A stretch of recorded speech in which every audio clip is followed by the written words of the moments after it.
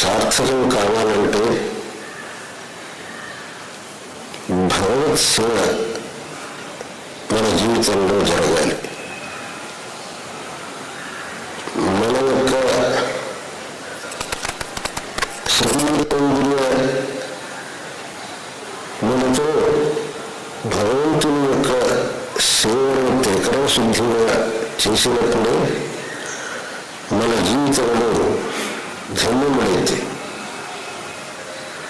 భగవంతుడు సర్వవ్యాపి. ఆ భగవంతుడు ఒకడే.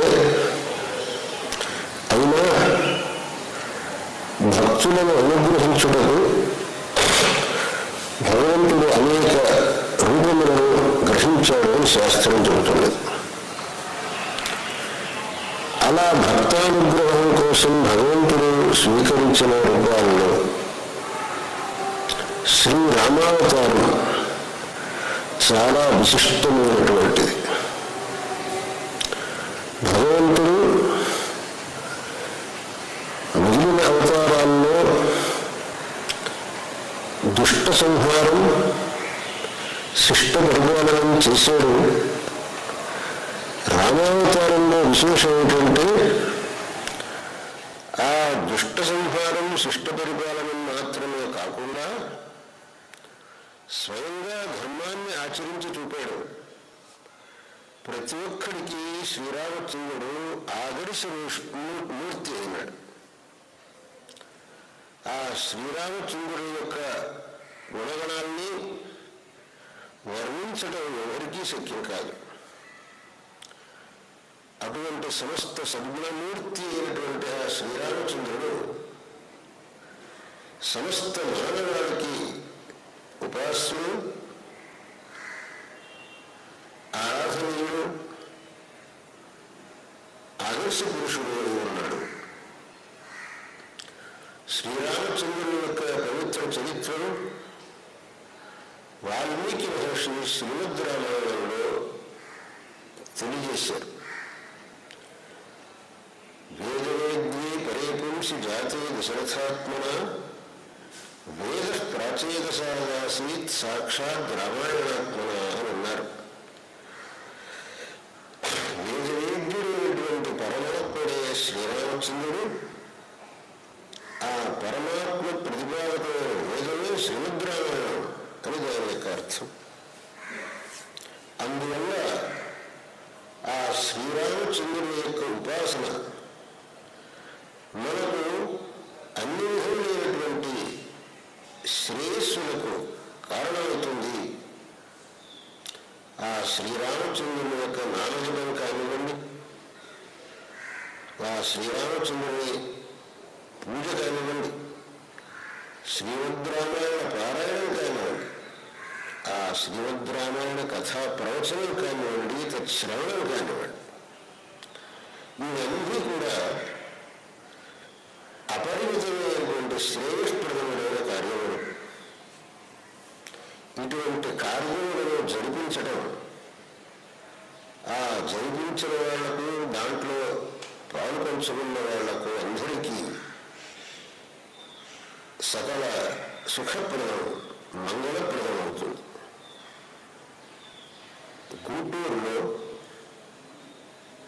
పోలిశెట్టి శ్రీహరిప్రసాదరావు గారు శ్రీమద్ రామాయణ మహాయజ్ఞం ఒక మండల కాలం జరిపించనున్నారనే విషయం అందరికీ ప్రమోదాస్పదమైంది. ఈ సమయంలో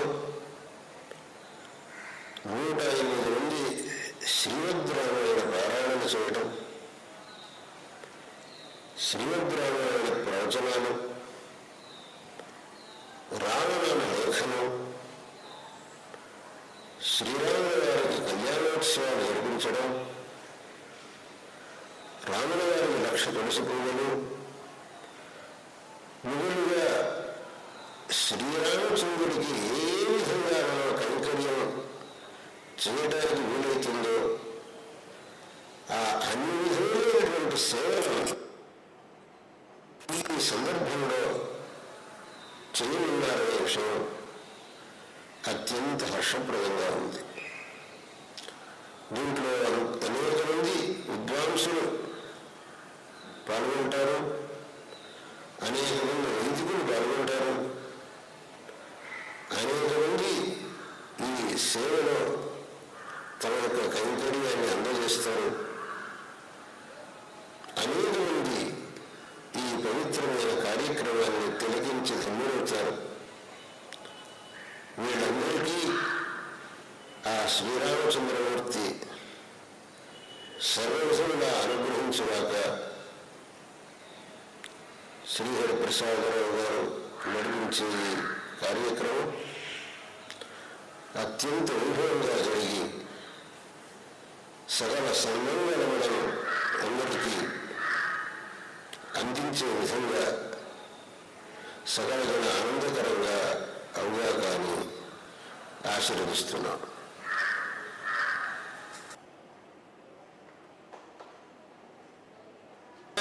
గురుదేవో మహేశ్వరః గురు సాక్షాత్ పరం బ్రహ్మ తస్మై శ్రీ గురవే నమః.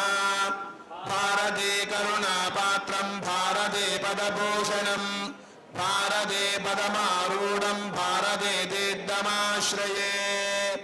ఆపదామపాత్తారం దాతారం సర్వసంపదాం లోకాభిరామం శ్రీరామం భూయో భూయో నమామ్యహం. రామాయ రామభద్రాయ రామచంద్రాయ వేదసే రఘునాథాయ నాథాయ సీతాయ పతయే నమః. వైదేహీ. ఈ భక్తులందరూ రాసినటువంటి రామాయణం, ఆ రామనామం అందులో నిక్షిప్తం చేస్తాం. ఆ శక్తి ఎల్లకాలంలోనూ అక్కడికి వచ్చి సందర్శించినటువంటి అందరికీ కూడా ఎంతో శ్రేయస్సు కలిగిస్తుంది కనుక ఆ కార్యక్రమం చేస్తున్నాం. అదేవిధంగా ప్రతిరోజు కూడా విద్యార్థుల చేత దాసరథి శతకం రామచంద్రమూర్తి వారి సన్నిధానంలో విన్నవించడం జరుగుతుంది. సంక్షేప రామాయణం, బాలకాండలో వచ్చేటువంటి సంక్షేప రామాయణం కూడా ప్రతినిత్యం పారాయణ జరుగుతుంది. అదేవిధంగా నామ రామాయణం పారాయణం జరుగుతుంది. ఈ కార్యక్రమాలన్నీ కూడా అందరూ తిలకించాలి. ఈ 42 రోజులు మన గుంటూరు పట్టణం అంతా కూడా రామం రామం రామం రామనామంతో, రామ జపంతో, రాముని యొక్క కథా శ్రవణంతో పునీతం కావాలనేటువంటి సదుద్దేశంతో చేస్తున్నాం. కాబట్టి ఈ భక్తులైన మీ అందరికీ కూడా భక్తిపూర్వకంగా సమయంగా కోరుకునేది ఏమంటే, మీరందరూ కూడా మీ సేవలో మీకు ఏది ఉపయుక్తంగా ఉంటుందో, ఏది అవకాశంగా ఉంటుందో అటువంటి సేవలో పాల్గొని మీరందరూ తరిస్తారు. మీ కుటుంబాలందరూ కూడా సుఖ సంతోషంతో వర్ధిల్లాలని చెప్పి మా శృంగేరి శారదాపేట గుంటూరు శాఖ తరఫున మిమ్మల్ని అందరినీ అభ్యర్థిస్తున్నాను. తర్వాత శ్రీ గురువు గారి ప్రవచనం ప్రారంభం చేసే ముందు హైదరాబాద్ నగరం నుంచి గురువు గారికి ఆప్తులు, వారు ఎక్కడ ప్రవచనాలు చేస్తున్నా ఏమాత్రం అవకాశం ఉన్నా తప్పకుండా దాంట్లో పాల్గొనేటువంటి మహానుభావులు శ్రీ విజయ్ కుమార్ గారు ఇక్కడ వచ్చినారు. వారిని శ్రీ పూజ్యగురులు చాగంటి కోటేశ్వర గారి పుష్పమాలాభివృద్ధి చేయవలసిందిగా కోరుకుంటున్నాం.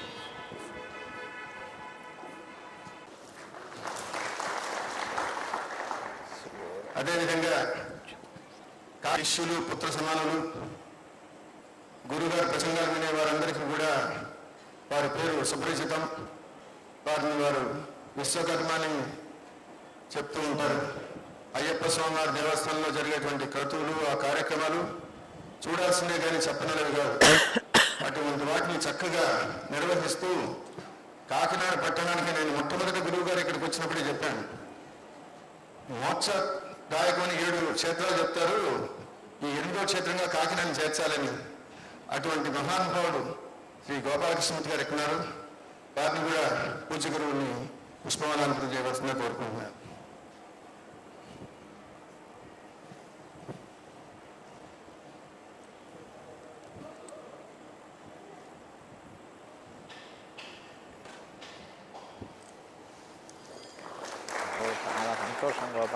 అదేవిధంగా ఇంకొక మహానుభావుడు, ఎప్పుడు గురువుగారికి ఎటువంటి సేవ చేసే అవకాశం లేదు, నాకు కుమారుడితో సమానం, ప్రసాద్ బాబుని వచ్చి గురువు గారికి పుష్పమాలాభివృద్ధి చేయవలసిందిగా కోరుకుంటున్నాను.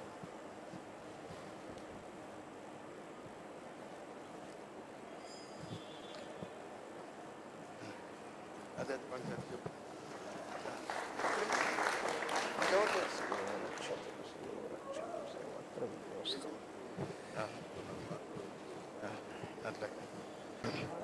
వరలక్ష్మి గారు క్షమించారు, లక్ష్మి గారినే తెలుసు. సంతోషం అమ్మా. అదేవిధంగా ఇక్కడ జరిగేటువంటి కార్యక్రమాలన్నింటిలో కూడా మాకు చిరుగడు వారుగా ఉండేటువంటి మా మిత్రులు తూలుపంట జగన్మోహన్ రావు, వారిని కూడా వచ్చి పూజ్య గురువు శ్రీ కోటేశ్వరరావు గారి పుష్పమాలాభివృద్ధి చేయవలసిందిగా కోరుకుంటున్నాను. అయ్యయ్యో, చాలా సంతోషం అమ్మా.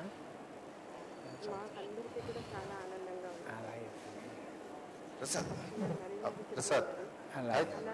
లేదు, ఇప్పటికి దాదాపు 1,000,000 మంది ఆ వెబ్సైట్ విజిట్ చేశారు. ఒక స్పిరిచువల్ వెబ్సైట్ని అంతమంది అంత తక్కువ కాలంలో చూశారు. గురువు గారిని పుష్పమాలంకరణ చేయవలసిందిగా కోరుకుంటున్నాను. రండి. చాలా సంతోషం శ్రీహరిరావు గారు, చాలా సంతోషం.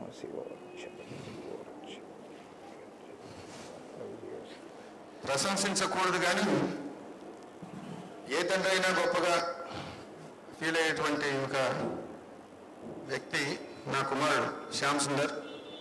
చిన్నవాడైనా భక్తిలో నన్ను మించినవాడు. వాడిని కూడా వచ్చి గురువును పుష్పానార్పణ చేసి వారి ఆశీర్వాదం పొందవలసిందిగా కోరుకుంటున్నాను.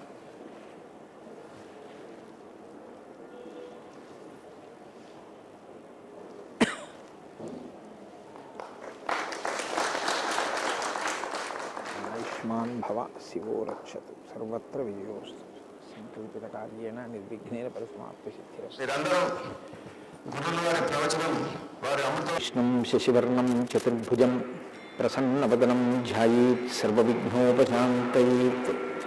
గురుర్బ్రహ్మా గురుర్విష్ణుః గురుర్దేవో మహేశ్వరः గురుః సాక్షాత్ పరబ్రహ్మ తస్మై శ్రీగురవై నమః. వ్యాసాయ విష్ణురూపాయ వ్యాసరూపాయ విష్ణవే నమో వై బ్రహ్మనిధయే వాసిష్ఠాయ నమో నమః. కూజంతం రామ రామేతి మధురం మధురాక్షరం ఆరుహ్య కవితాశాఖాం వందే వాల్మీకికోకిలం. శృతిస్మృతిపురాణానాం ఆలయం కరుణాలయం నమామి భగవత్పాదశంకరం లోకశంకరం. సదాశివసమారంభాం శంకరాచార్యమధ్యమాం అస్మదాచార్యపర్యంతాం వందే గురుపరంపరాం. వాగర్ధావివ సంపృక్తౌ వాగర్ధప్రతిపత్తయే జగతః పితరౌ వందే పార్వతీపరమేశ్వరౌ. సూక్తిం సమగ్రయతి న స్వయమేవ లక్ష్మీః శ్రీరంగరాజమహిషీ మధురైః కటాక్షైః. వైదగ్ధ్యవర్ణకునకుంభనగౌరవైర్యాం కండూలకర్ణకుహరాः కవయోధయంతి. హైమోద్భపుండ్రమజహన్మకుటం సునాసం మందస్మితం మకరకుండలచారుగండం బింబాధరం బహుళదీర్ఘకృపాకటాక్షం శ్రీవేంకటేశముఖమాత్మని సన్నిధత్తాం. మనోజవం మరుతతుల్యవేగం జితేంద్రియం బుద్ధిమతాం వరిష్టం వాతాత్మజం వనరయూధముఖ్యం శ్రీరామదూతం శిరసా నమామి. జయత్యతి బలో రామో లక్ష్మణశ్చ మహాబలః రాజారీతి సుగ్రీవో రాఘవేణాభిపాలితః. దాసోహం కోసలేంద్రస్య రామస్యాక్లిష్టకర్మణః హనుమాన్ శత్రుసైన్యానాం నిహంతా మారుతాత్మజః. నరావలసహస్రం మే యుద్ధే ప్రతిఫలం భవేత్ శిలాభిస్తు ప్రహరతః పావకైశ్చ సహస్రశః. అర్పయిత్వా పురీం లంకాం అభివజ్యత మైథిలీం సమృద్ధార్థో గమిష్యామి విశతాం సర్వరక్షసాం. ధర్మాత్మా సత్యసంధశ్చ రామో దశరథిర్యది పౌరుషే చ ప్రతిద్వంద్వస్య రైరం జహిరావిణం. ఆపదామపహర్తారం దాతారం సర్వసంపదాం లోకాభిరామం శ్రీరామం భూయో భూయో నమామ్యహం. శరజ్యోత్స్నాశుద్ధాం శశీతజటాజూటముకుటాం వరత్రాసత్రాణస్ఫటికఘటికా పుస్తకకరాం. సకలం నత్వా నత్వా కథలు వసతాం సన్నిధదతే మధుక్షీరద్రాక్షా మధురిమధురీనాః ఫణితయః. హరి ఓం. పరమేశ్వర స్వరూపైన సభకి నమస్కారం.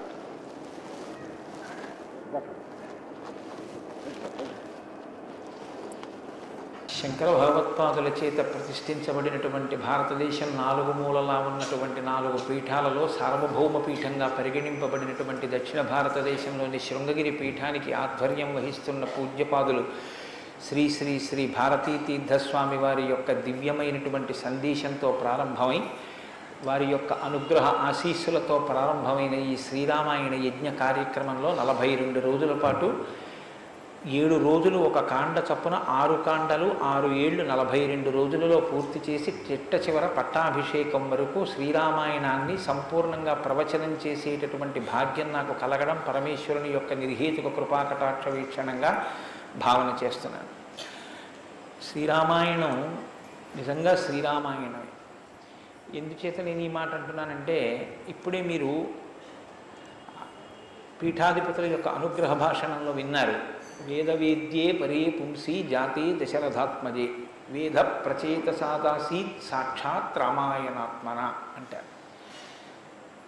అందులో ఎంత గొప్ప మాట అన్నారంటే వేదవేద్యే పరే పుంసి వేదము చేత ప్రతిపాదింపబడినవాడు, వేదము చేత తెలియబడేటటువంటి వాడు, వేదము ప్రమాణముగా ధర్మానుష్ఠానము చేసి మానవ జన్మ తరింప చేసుకుని భగవంతుని యొక్క అనుభవాన్ని మనం పొందడానికి వీలైనటువంటి స్థితిని కలిగి ఉన్నవాడైనటువంటి పరమేశ్వరుడు రామచంద్రమూర్తిగా ఈ భూమండలం మీద అవతరించి 11,000 సంవత్సరములు కరచరణాదులతో నడయాడాడు. రాముడు వేదము చేత ప్రతిపాదింపబడినటువంటి పరమేశ్వర స్వరూపం. ఆ భగవంతుడే రాముడిగా వచ్చాడు. భగవంతుణ్ణి ప్రతిపాదించేటటువంటి వేదం వాల్మీకి మహర్షి నోటి వెంట శ్రీరామాయణంగా వచ్చింది. అందుకే శ్రీరామాయణానికి వేదోపబృంహణము అని పేరు. వేదమే రామాయణం. వేదం దేన్ని ప్రతిపాదిస్తుంది? ప్రధానంగా వేదమంతా ధర్మమే ప్రతిపాదన చేస్తుంది. ధర్మం అంటే ఏమిటి? ధ్రియతేవా జనైరితి ధర్మం అని అమరకోశం. ధర్మం అంటే తెలుసుకోవడం ధర్మంలో ఒక భాగం. కేవలం తెలుసుకోవడం ధర్మం కాదు. తెలుసుకున్నాడు, అనుష్ఠించడు, అప్పుడు ధర్మమా అంటే ధర్మం కాదు. మీరు శ్రీరామాయణాన్ని జాగ్రత్తగా పరిశీలన చేస్తే రాముడికి ఎన్ని తెలుసో ఎంత తెలుసో, రావణుడికి అన్ని తెలుసు అంతా తెలుసు. కానీ రాముడి ముందు రావణుడు ఎందుకు నిలబడలేకపోయాడు? ఒక్కటే కారణం, తాను తెలుసుకున్నది తాను విన్నది అనుష్ఠించాడు రామచంద్రమూర్తి. తాను విన్నది తాను తెలుసుకున్నది తన సౌకర్యానికి అనుగుణంగా మార్చుకుని దబాయించి బ్రతికే ప్రయత్నం చేస్తాడు రావణాసురుడు. ధర్మాన్ని మీరు తెలుసుకోవడం ప్రధానం ఎంతో, దాన్ని అనుష్ఠించడం కూడా అంతే అవసరం. అనుష్ఠానానికి పనికిరానటువంటి ధర్మం ఉపయోగం లేనిదవుతుంది. ఇంట్లో కర్ర ఉంది, వీధిలో కుక్క ఉంది. కుక్క మీ మీద పడడానికి ఉద్యుక్తమవుతున్న సమయంలో మీ ఇంట్లో కర్ర ఉంది కదా అని మీ మీద పడ్డం మానదు. మీ చేతిలో కర్ర ఉంటే కుక్క మీ మీద పడకుండా ఉంటుంది. ధర్మో రక్షతి రక్షిత అన్న మాటకు అర్థం ఏంటంటే మీరు ధర్మాన్ని అనుష్ఠిస్తే మిమ్మల్ని ధర్మం కాపాడుతుంది. ధర్మం విషయంలో తెలుసుకోవలసినటువంటి అత్యంత ముఖ్యమైన విషయం ఒకటి ఉంటుంది. ధర్మం ఇలా అనుష్ఠిస్తే అలా వెంటనే ఫలితం ఇవ్వాలని ఎక్కడ ఉండదు. ఒకచో అలా ఉండొచ్చు.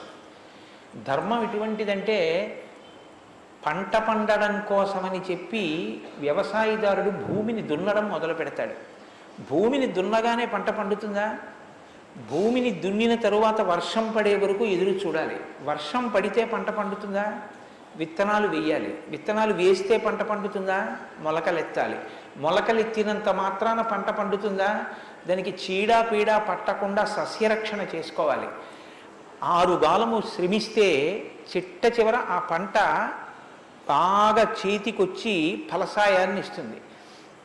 అప్పుడు కోత కోసి తెచ్చి పొలం గట్టున వేసి బస్తాలకెత్తి ఇంటికి తీసుకెళ్ళి దాచుకునే పర్యంతమో పండిన పంట మీ చేతికి వచ్చింది అని నమ్మకంగా చెప్పడం సాధ్యం కాదు.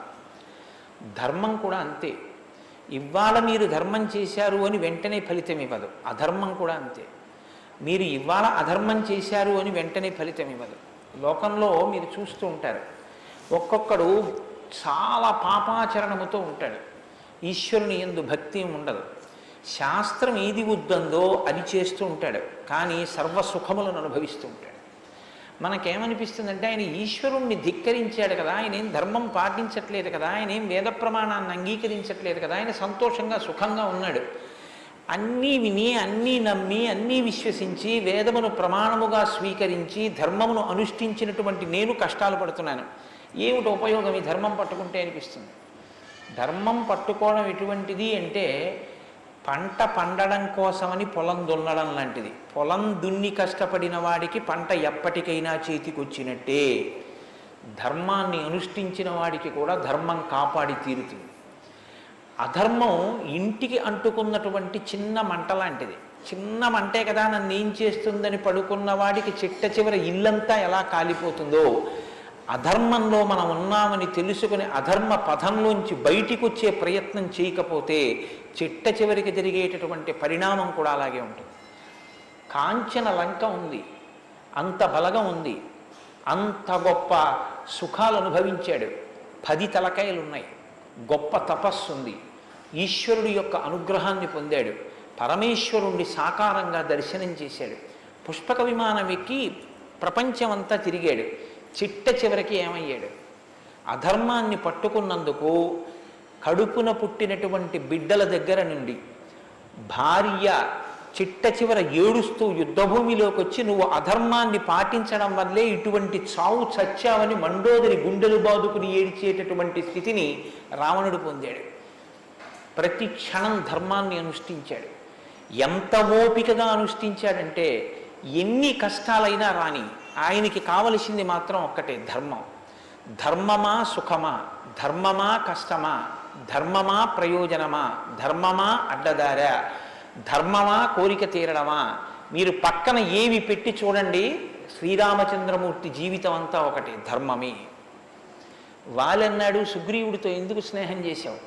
నాతో స్నేహం చేస్తే రావణాసురుణ్ణి నిగ్రహించి నీ భార్యని వెంటనే ఇప్పిద్దును, ఎందుకు సుగ్రీవుడితో స్నేహం చేశావని అడిగాడు. నాకు కావలసింది ధర్మం, అధర్మాన్ని పాటించేటటువంటి నీతోటి స్నేహం వల్ల నా భార్యని తెచ్చుకోవడం నాకు అక్కర్లేదు, అందుకు నిన్ను నిగ్రహించానన్నాడు. తండ్రి మరణించాడు, చెక్కు చెదరలేదు. భార్యను అపహరించారు, చెక్కు చెదరలేదు. రాజ్యం పోయింది, చెక్కు చెదరలేదు. జటాయువు మరణించాడు, చెక్కు చెదరలేదు. ఇలా కాదన్నయ్య, ఈ మార్గాన్ని విడిచిపెట్టి ఇలా వెళ్ళన్నాడు. తోడ పుట్టినటువంటి లక్ష్మణమూర్తి నాకు వద్దన్నాడు. కన్న తల్లి కౌసల్య అంది, నీ తండ్రి ఇటువంటి దురాత్ముడు కాబట్టి నన్ను కూడా నీతో తీసుకెళ్ళండి. వద్దమ్మా, ధర్మం ప్రధానం అన్నాడు. ఎన్ని పర్యాయాలు ఆయన మాట్లాడితే ధర్మం ధర్మం ధర్మం. అయితే ఇక్కడ మీరు ఒక మాట గమనించవలసి ఉంటుంది. ధర్మం అంటే ఏది ధర్మం? కోటేశ్వరరావు గారు చెప్తే ధర్మం అవుతుందా? లేకపోతే ఎవరో నేను ఇది చెప్తానండి ఇది ధర్మం అంటే అవుతుందా? మనం చెప్తే ధర్మం అవదు, వేదం చెప్తే ధర్మం అవుతుంది. వేదం ఏది చెప్పిందో అది ధర్మం. వేదమునకు వ్యతిరేకముగా చెప్పనటువంటి స్మృతి చెప్పినది ధర్మం. వేదమునకు వ్యతిరేకంగా చెప్పని స్మృతి చెప్పిన మాట పాటించిన వాడిది ధర్మం. ఆ ధర్మం ఎవడు పట్టుకుంటాడో వాడే శ్రీరాముడు. ఆ ధర్మాన్ని ఎవడు పట్టుకుంటాడో వాడు అంతిమంగా పొందేది ఏదంటే విజయమే. 11,000 సంవత్సరములు ఈ భూమండలాన్ని పరిపాలించినటువంటి రామచంద్రమూర్తి పడనటువంటి కష్టం లేదు. ఇన్ని కష్టాలు పడుతున్నా ఆయన ఇతరులకు సుఖాన్ని ఇచ్చాడు, ఇతరులకు ఆనందం ఇచ్చాడు, ఇతరులకు సంతోషం ఇచ్చాడు తప్ప నేనింత కష్టంలో ఉన్నాను మీరు ఎందుకు నవ్వాలని ఆయన ఎన్నడూ అడగలేదు. అందుకే రాముడు యోగి అన్నారు పెద్దలు. యోగి అంటే పైన ఎన్ని కష్టాలైనా రావచ్చు, కానీ లోపల మాత్రం తాను నిర్వికారంగా ఉంటాడు. అందుకే పుట్టినది కూడా నవమి తిథి నాడు పుట్టాడు మహానుభావుడు. 9 అంకెకున్న గొప్పతనం చూడండి. మీరు ఎంత పెట్టి 9ని హెచ్చవేయండి మళ్ళీ 9గా మారుతూ ఉంటుంది. 9 ఒకట్ల 9, 9 2 18, 8 1 9, 9 3 27, 7 2 9, 9 4 36, 6 3 9, 9 5 45, 5 4 9. ఏం చేసినా మళ్ళీ 9 అవుతూ ఉంటుంది. ఎన్ని కష్టాలు బయట రానివ్వండి, ఎన్ని వైక్లభ్యాలు కలగనివ్వండి, లోపల మాత్రం రాముడు ఎప్పుడూ ధర్మాన్నే పట్టుకొని ఉంటాడు. ధర్మాన్ని పట్టుకోవడం అంటే రాముడు రామాయణంలో మాట్లాడింది మీరు గమనించాలి. ఎప్పుడైనా రామాయణం చదవడం, రామాయణం వినడం అంటే ఒక్క పర్యాయం అని మీరు అనుకోకండి. రామాయణాన్ని బహుకోణాలలో చదవండి. రాముడు మాట్లాడితే అని రామాయణం చదవండి ఒకసారి. రాముడు ఎప్పుడు నేను ఇలా చెప్తాను అని అనడం. రాముడు ఎప్పుడు చెప్పినా ఎలా చెప్తాడంటే ఋషులు ఇలా చెప్పారంటాడు, పెద్దలు ఇలా చెప్పారంటాడు, శాస్త్రం ఇలా చెప్పిందంటాడు తప్ప నేను ఇలా చెప్తానన్నాడు రాముడు. తన నిర్ణయం కాదు, తాను ఏది చెప్పాలో కాదు, శాస్త్రం ఏం చెప్పిందో చెప్తాడు, ఋషులు ఏం చెప్పారో చెప్తాడు, పెద్దలు ఏం చెప్పారో చెప్తాడు, తాను ఎందుకు ధర్మాన్ని అనుష్ఠిస్తున్నానో చెప్తాడు. తన జీవితాన్ని ఆదర్శవంతంగా తీసుకొచ్చి మనుష్య జాతికంతటికి ఫలంగా అందించాడు. అటువంటి ధర్మాత్ముడైనటువంటి రామచంద్రమూర్తి మనుష్యుడిగా అవతారాన్ని స్వీకరించి ఉండకపోతే అసలు మనుష్యుని యొక్క జన్మ ప్రయోజనం ఇంత గొప్పవాడా మనిషి అన్న విషయమే లోకానికి అర్థమయ్యుండేది కాదు. ఎందుకంటే మీరు ఒక విషయాన్ని జాగ్రత్తగా గమనించండి. రామావతార స్వీకారానికి ముందరే రామనామం లోకంలో ఉంది. రామావతారానికి ముందు రామనామం లేకపోతే వాల్మీకి మహర్షికి రామనామాన్ని ఎలాగా ఉపదేశం చేశారు ఋషులు? ఆయనకి ఉపదేశం చేసిన తరువాత కదా రామచంద్రమూర్తి అవతారం వచ్చింది. ఆయన వాల్మీకిగా మారిన తరువాత కదా రాముడు పుట్టింది. కాబట్టి రామ అన్న నామం సాక్షాత్తు ఈశ్వరుడి యొక్క నామం అది. అది రమయతీతి రామ, లోకులనందరినీ రమింపచేసేటటువంటి నామం. అంతటి మహోత్కృష్టమైనటువంటి శీల సంపద కలిగినటువంటి వాడు రామచంద్రమూర్తి. అందుకే రామాయణాన్ని రామచంద్రమూర్తిని ఎంతకాలం మనుష్య జాతి ఆరాధన చేస్తుందో అంతకాలం మానవత్వం బ్రతికుంటుంది. ఏనాడు రామచంద్రమూర్తిని మర్చిపోతామో, ఏనాడు రామాయణం మనకు అక్కర్లేదని అంటామో, ఆనాడు మనిషిగా కనపడుతున్న మనుష్యత్వం చచ్చిపోతుంది, మానవత్వం చచ్చిపోతుంది, నరత్వం చచ్చిపోతుంది.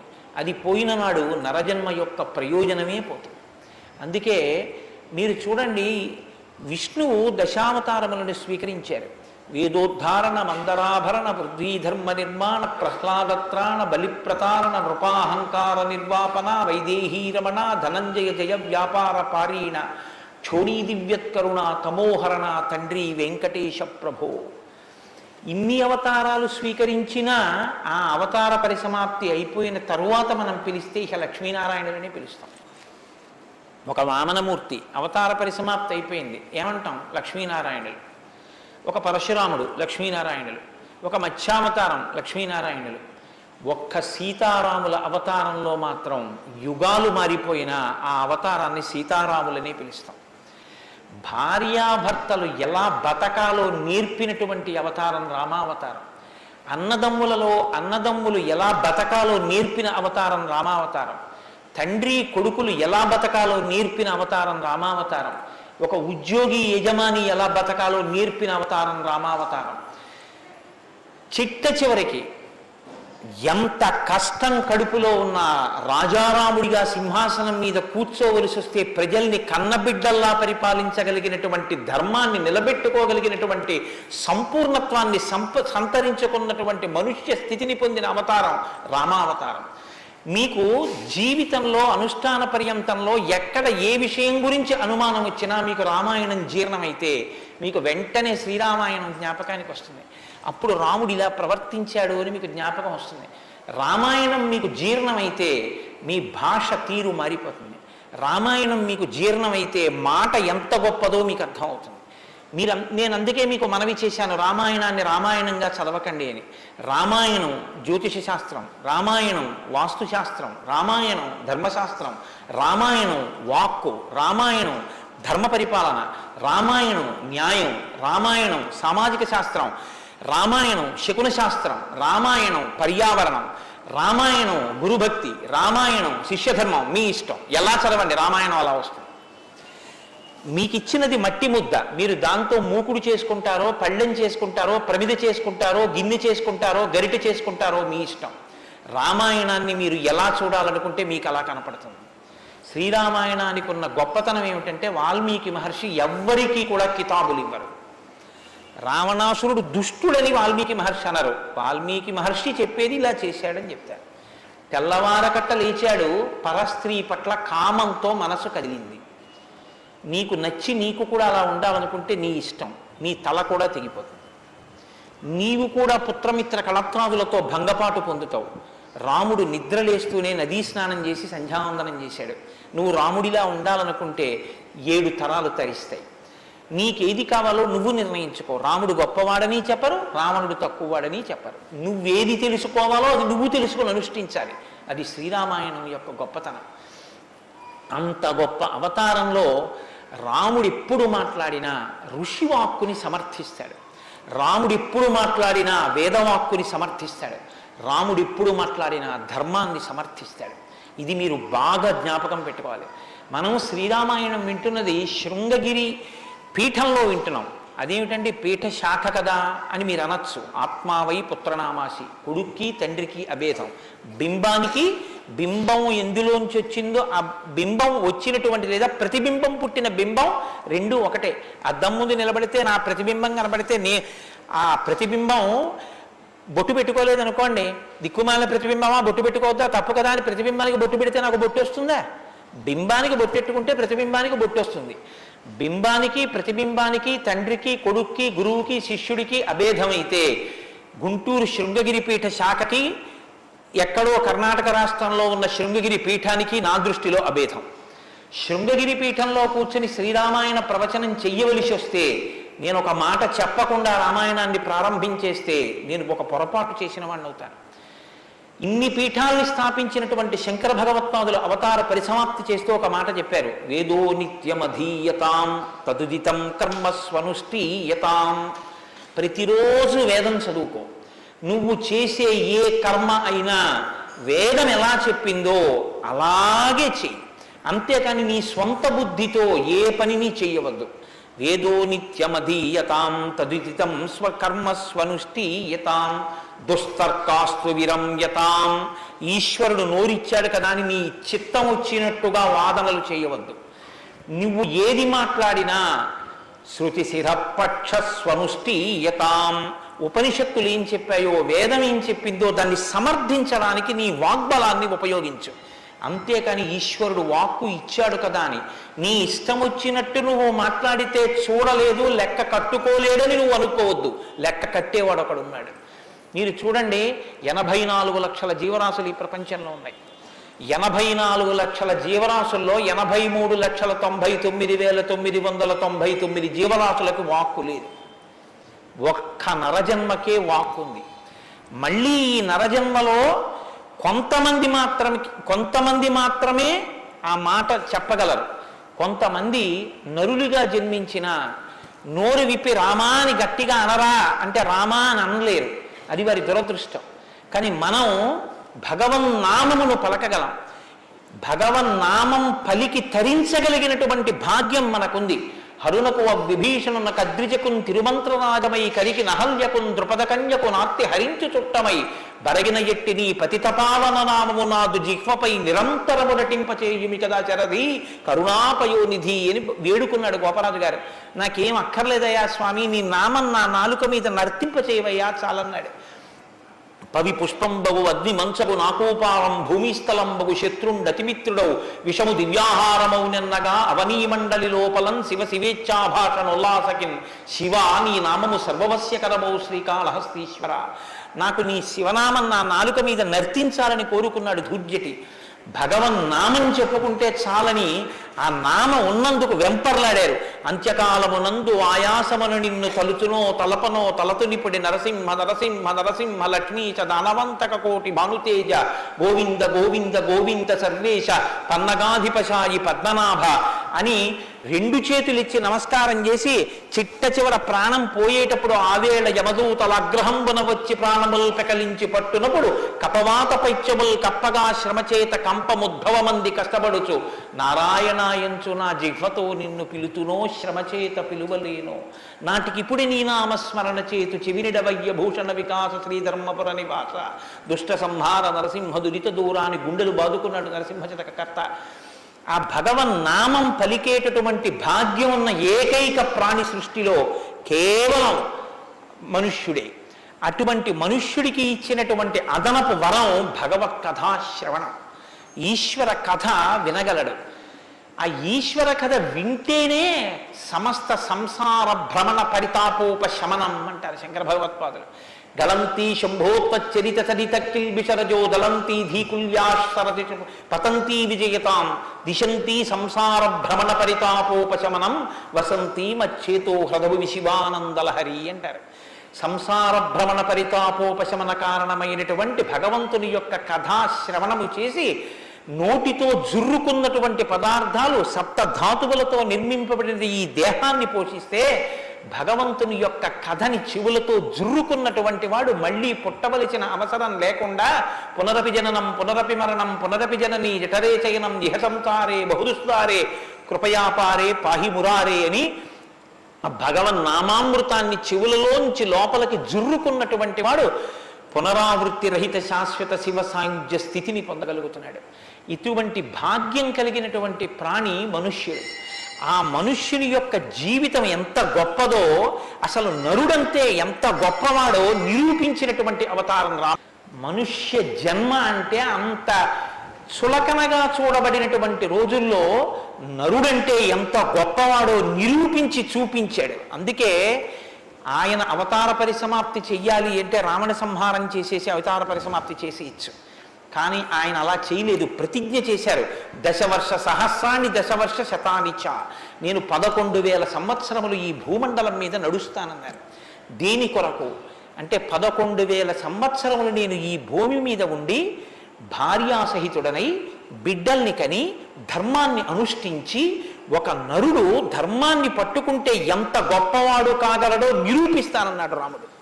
అటువంటి నరుడి కథ అయినటువంటి రామకథ వినకపోతే, రాముడికి కృతజ్ఞతలు ఆవిష్కరించకపోతే, మనసార రామనామం చెప్పకపోతే, రామచంద్రమూర్తికి నమస్కరించకపోతే ఆ జన్మ వృధా అయిపోయినటువంటి జన్మ. అంతటి మహాత్ముడు రామచంద్రమూర్తి. కాబట్టి వేదవేద్యే పరే పుంసీ జాతే దశరథాత్మజే వేద ప్రచేతసాదాసీత్ సాక్షాత్ రామాయణాత్మన. వేదము వేదోపబృంహణమై రామకథగా భూలోకంలో వచ్చింది. ఆ వేదము ఈశ్వరుని యొక్క శ్వాస. ఈ వేదము వాల్మీకి గిరి సంభూత, వాల్మీకి అనబడేటటువంటి పర్వతంలోంచి పుట్టినటువంటి ఒక జీవనది. వేదము మనం వెళ్ళి స్నానం చెయ్యాలి, మనం వెళ్ళి దర్శనం చెయ్యాలి. రామాయణము ప్రవహించి ఇంటింటి ముందు నుంచి విడిపోయినటువంటి గంగ లాంటిది. దక్షిణామూర్తి వేదం, శంకరాచార్యుల వారు రామాయణం. దక్షిణామూర్తి ఎక్కడో ఒక్క చోట కూర్చుని ఉంటారు. సనక సనందనాదులు కూడా ఆయన కూర్చున్న చోటికే వెళ్ళి నమస్కారం చేసి జ్ఞానోపలబ్ధి పొందాలి. శంకరాచార్యుల వారు అలా కాదు. శంభోర్మూర్తిశ్చరతి భువనే శంకరాచార్య రూప. ఆ దక్షిణామూర్తి మౌనం విడిచిపెట్టి ఆసేతు హిమాచల పర్యంతం పాదచారి అయి 3 పర్యాయములు పర్యటించి వేద విరుద్ధమైన వాదనలు ఖండించి, మళ్లీ వేద విరుద్ధమైన వాదనలు ఈ భారతదేశంలోకి ప్రవేశించకుండా కాపు పెట్టాలన్న ఉద్దేశ్యంతో తూర్పున జగన్నాథ్లో గోవర్ధన పీఠము, పడమర ద్వారకలో కాళికాపీఠము, ఉత్తరమున బద్రికాశ్రమములో జ్యోతిపీఠము, దక్షిణమున శృంగగిరిలో శారదాపీఠము, 4 చోట్ల 4 పీఠములను కాపు పెట్టి గురు పరంపర నిరంతరము కొనసాగేటట్టుగా మనని అనుగ్రహించి వేద విరుద్ధమైన వాదనలు భారతదేశంలో ప్రవేశించకుండా రక్షించినటువంటి మహాపురుషుడైనటువంటి శంకర భగవత్పాదులు తానే ఆసేతు హిమాచలం పరిగెట్టించి ప్రతి ఇంటి ముందుకొచ్చి జ్ఞానబోధ చేసినట్టు రామాయణం అనేటటువంటి గంగ వాల్మీకి గిరిశంభూతయ్యి వాడలా ప్రవహించింది. రామకథ రామనామం తెలియనివాడు లోకంలో ఉండడు. ఏదైనా తెలియదేమో, రామకథ తెలియనివాడు రామనామం తెలియనివాడు లోకంలో ఉండడు. మంచికైనా రామనామం, చెడుకైనా రామనామం. ఏమయ్యా అంత పని చేసావా? రామరామ అనే చేస్తానండి అంటాడు. ఏదైనా చూడకూడదు చూస్తే రామరామ ఇలాంటిది చూశానేమండి అంటాడు. ఏదైనా మంచి జరిగితే రామరామ ఎంత మంచి మాట విన్నాను ఇవ్వాలంటాడు. భారతీయ సంస్కృతిలో రామనామం మమేకమైపోయింది. అటువంటి రామాయణం, అటువంటి రామనామం ధర్మానికి ఆలవాళం. ధర్మాన్ని వ్యతిరేకించడం కన్నా ఘోరమైన పాపం లోకంలో ఇంకోటి ఉండదు. ఇవాల్టి రోజున రామాయణం యొక్క ఆవశ్యకత మరీ ఎక్కువ. ఎందుచేతనో తెలుసా అండి? ఒకానొకప్పుడు ధర్మానికి వ్యతిరేకంగా మాట్లాడితేనే చాలా దోషం. అటువంటిది ఇవాళ ఏ స్థితి వచ్చేసిందంటే, ధర్మాన్ని ధర్మము అని పేరు పెట్టి వ్యతిరేకంగా మాట్లాడితే బాగుండదని ధర్మానికి ఇంకొక పేరు పెట్టి వ్యతిరేకంగా మాట్లాడే రోజులు వచ్చాయి. ఒకడు ఆవుని చంపేయాలనుకున్నాడు. ఆవుని చంపేయండి అంటే మిగిలిన వాళ్ళు బుద్ధి ఉందా లేదా అంటారు. అందుకని ఆవుని ఇంకొక క్రూర మృగం పేరు పెట్టి పిలిచి చంపేయమన్నాడు వాడు. ఎంత గడుసరితనం చూడండి. ఈ పులిని చంపేయండి అన్నాడు. పులిని చంపేయండి అంటే చూడని వాడు ఏమనుకుంటాడు? పులిని చంపేస్తే తప్పేమిటి, వచ్చి ఓళ్ళ మీద పడిపోతుంది అనుకుంటాడు. అది పావుని చంపేయండి అన్నాడు. విన్నవాడు పావు అనుకున్నాడు, కనది ఆవు. ఆవుని చూపించి పావుని చంపేయండి అన్నాడు. వాడికి తెలియదా ఇది ఆవు అని? తెలుసు. మరి ఆవుని చంపేయండి అని ఎందుకండా అంటే, ఆవుని చంపేయండి అంటే ఆవుని చంపడం ఏమిట్రా అంటారని పావుని చంపేయండి అన్నాడు తెలిసి. ధర్మాన్ని ఆచరించకండి అంటే జనం తిరగబడతారని మూఢ విశ్వాసాల జోలికి వెళ్ళకండి అంటున్నాడు. పేరు మార్చారు కానీ వ్యవస్థని ధర్మానికి దూరం చేస్తున్నారు. ఆ స్థితి నుంచి మనం రక్షింపబడాలంటే మనకున్న ఆధారం ఒక్కటే, శ్రీరామాయణాన్ని వినాలి, శ్రీరామాయణాన్ని బాగా తెలుసుకోవాలి, శ్రీరామాయణాన్ని తరచి తరచి గమనించాలి. రామాయణం మనకి తెలుసున్న రామకథే కదా అనుకోకండి. నేను మీకు యథార్థం మనవి చేస్తున్నాను. మీరు రామాయణాన్ని ఎన్ని మాటలు చదవండి, ఎన్ని మాటలు వినండి, మీకు రామాయణం కొత్త కోణంలో ప్రకాశిస్తుంది, రామాయణం కొత్త కోణంలో భాషిస్తుంది. అంత గొప్ప రామాయణం. సరే నువ్వు చెప్పేది రామాయణం కదా, రామాయణం గురించి ఎందుకు అంతసేపు చెప్తావు? మేము ఎదర వింటాం కదా రామాయణం, అసలు నువ్వు రామాయణం ప్రారంభం చెయ్యి అని మీరు అంటారు. నాకు తెలుసు. శ్రీరామాయణ ప్రారంభం ఎక్కడ జరిగింది అంటే, తపస్వాధ్యాయ నిరతం తపస్వీ వాగ్విదాం వరం నారదం పరిపప్రచ్చర్ వాల్మీకి మునిపుంగవం అన్నారు. ఒకానొక నాడు వాల్మీకి మహర్షి తన ఆశ్రమంలో ఉన్నారు. నారద మహర్షి వచ్చారు. నారద మహర్షి వస్తే వచ్చిన నారద మహర్షి ఎటువంటి వారో చెప్తున్నారు. మొదట ఏదో నారదుడు వచ్చారు, వాల్మీకి అడిగారు, అది కాదు ఆ శ్లోకం. మీరు ఆ శ్లోకాన్ని చాలా జాగ్రత్తగా గమనించాలి. ఎటువంటి నారదుడు ఎటువంటి వాల్మీకి మహర్షి ఆశ్రమానికి వచ్చారట? తపస్వాధ్యాయ నిరతం తపస్వి వాగ్విదాం వరం నారదం పరిపప్రచ్చర్ వాల్మీకిర్ మునిపుంగవం. ఈ శ్లోకం నేను చెప్పే ముందు మీతో ఒక మాట నేను మనవి చెయ్యాలి. వాల్మీకి మహర్షి ఆశ్రమానికి నారదుడు వచ్చి సంక్షేప రామాయణం చెప్పిన తరువాత కదా రామాయణం ప్రచారంలోకి వచ్చింది. వాల్మీకి మహర్షి ఆశ్రమానికి నారద మహర్షి వచ్చిన తరువాత రామాయణాన్ని ఎవరికి నేర్పారు? ఆయన రచన చేసి మొట్టమొదట ఎవరికి నేర్పి ఉండాలి? ప్రవాహము అంటే ఎవరి ద్వారానో వెళ్ళాలి కదా. అది మొట్టమొదట లోకంలో దాన్ని ప్రచారం ఎవరితో ప్రారంభమైంది? వాల్మీకి రామాయణ రచన చేసి ఎవరికి నేర్పారు? వాల్మీకి రామాయణ రచన చెయ్యగానే నేర్పిన మొట్టమొదటి శిష్యులు లవకుశులు. లవకుశులకి మొట్టమొదట రామాయణం నేర్పుంటే సీతమ్మ వాల్మీకి ఆశ్రమంలో ఉందా లేదా? ఉంది. వాల్మీకి ఆశ్రమంలోకి సీతమ్మ వచ్చి లవకుశులు పెద్దవాళ్ళై గురువు గారి దగ్గర శ్రీరామాయణాన్ని ఉపదేశం పొందడానికి యోగ్యమైనంత వయస్సు వచ్చేసిన తరువాత నారద మహర్షి వచ్చారు. వచ్చి సంక్షేప రామాయణం చెప్పారు. అప్పటి వరకు రామాయణం లేదు లోకంలో, అంతే. ఇంకా తర్వాత కదా వాల్మీకి రచించారు సంక్షేప రామాయణం విన్నాక. కాబట్టి ఇప్పుడు రామాయణ కథ ఏ స్థాయిలో ఉంది, ఏ స్థితి దగ్గర ఉంది? రామాయణ రచన మొదలయ్యేప్పటికే రామాయణం పూర్తయిపోయే స్థితిలో ఉంది. రామాయణం పూర్తయిపోయే స్థితిలో రామాయణ రచన ప్రారంభమైంది. ఇది మీరు గమనించాలి. రామచంద్రమూర్తి పుట్టక ముందు రామాయణాన్ని రచించలేదు వాల్మీకి. రామచంద్రమూర్తి పట్టాభిషేక పూర్వం రామాయణ రచన జరగలేదు. రామాయణ రచన ఎప్పుడు జరిగినట్టు? రామచంద్రమూర్తి పట్టాభిషేకం చేసుకుని సీతమ్మ తల్లిని అడవులలో విడిచిపెట్టి అడవులలో ఉన్న సీతమ్మని వాల్మీకి మహర్షి తన కుటీరానికి తీసుకెళ్లి లవకుశులు జన్మించి వాళ్ళు పెరిగి పెద్దవాళ్ళై యోగ్యులై విద్యాభ్యాసం చేసి సంగీత విద్యలో మంచి నిష్ణాతులై వాల్మీకి మహర్షి రచించిన రామాయణాన్ని బోధ చేస్తే నేర్చుకుని లోకంలో ప్రచారం చెయ్యగలిగినంత వయస్సు వాళ్ళు వచ్చిన తరువాత నారద మహర్షి వచ్చారు అక్కడికి. అలా ఎందుకు జరగాలి అంటే, వచ్చినటువంటి మహానుభావుడు రామచంద్రమూర్తిగా వచ్చాడు. మనుష్యుడిగా నడిచి చూపించేశాడు. అప్పటికే 11,000 సంవత్సరాలు ఇంచుమించు పూర్తయిపోతున్నాయి. జరిగిన కథ జరిగిపోయింది. జరిగిన కథ జరిగిపోయిన తర్వాత ఇప్పుడు వచ్చాడు నారదుడు. ఇప్పుడు జరిగిపోయిన కథలో అడుగు తీసి అడుగు వేస్తే ధర్మం. రామాయణంలో అడుగు తీసి అడుగు వేస్తే ఎంత కథ చెప్పాలండి నారదుడు వాల్మీకి మహర్షికి? రాముడు పుట్టుక ముందు దగ్గర నుంచి చాలా కష్టపడి రాముడు ఇలా మాట్లాడాడు, రాముడు అలా మాట్లాడాడు, సీతమ్మ రాముడి దగ్గరికి ఇలా వెళ్ళింది, దశరథ మహారాజు గారి దగ్గరికి రాముడు ఇలా వెళ్ళాడు, రాముడు కౌసల్య దగ్గరికి ఇలా వెళ్ళాడు, రాముడితో ఇలా మాట్లాడాడు, ఇవన్నీ నారదుడు చెప్పాలి. నారదుడు ఎలా చెప్పగలడు? చెప్పగలడు. సర్వజ్ఞుడు, మహానుభావుడు, గురుస్వరూపం కాబట్టి చెప్పగలడు. కానీ అలా చెప్తూ వెడితే రామాయణం ఎవరు చెప్పినట్టు అవుతుంది? నారదుడు చెప్పింది వాల్మీకి రాసింది అవుతుంది. మరి వాల్మీకి రామాయణ రచన చేశారని మనం ఎలా చెప్తున్నాం? ఒకటే కారణం, సంక్షేప రామాయణమే నారదుడు చెప్పాడు. కేవలం ఒక 100 శ్లోకాల దగ్గరలో రామకథని ఒక్కసారి అలా చిన్న మాల కింద అల్లి చెప్పి వెళ్ళిపోయాడంతే.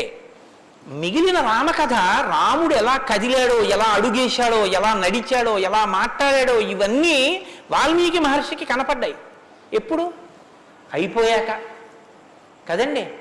రాముడు పుట్టేశాక, రాముడు మాట్లాడాక, రాముడి పెళ్ళైపోయాక, రాముడు యుద్ధం చేశాక, రాముడు అప్పుడు సీతమ్మతో అంతఃపురంలో ఇలా మాట్లాడాడని వాల్మీకి తెలిసింది. ఎలా తెలిసింది? 2 కారణాలతో తెలియాలి. రాముడు చెప్పాలి, 2 వాల్మీకి ఊహ చెయ్యాలి. రాముడు చెప్తే అన్నీ అలా ఏకాంతంలో తాను సీతమ్మతో మాట్లాడినవి కూడా చెప్తాడా? మర్యాదా పురుషోత్తముడైన వాడు. 2 ఊహ చేస్తే ఊహ నిజం కావాలని ఎక్కడుంది? అప్పుడు రామాయణం మీరు వేదోపబ్రహ్మణంగా ప్రమాణంగా ఎలా స్వీకరించి చెప్పుకుంటున్నారు ఇవాళకి? కాబట్టి ఆ రెండిటికి మధ్యలో ఏదో ఉండాలి మీరు నమ్మాలంటే కదా. ఇప్పుడు చెప్పండి, రామాయణం ఓ కొత్త కోణంలో మీరు వినవలసిన అవసరం ఉందా లేదా ప్రారంభంలోనే? కాబట్టి నారదుడు వచ్చాడు, వాల్మీకి చెప్పాడు, అంతే వినకండి.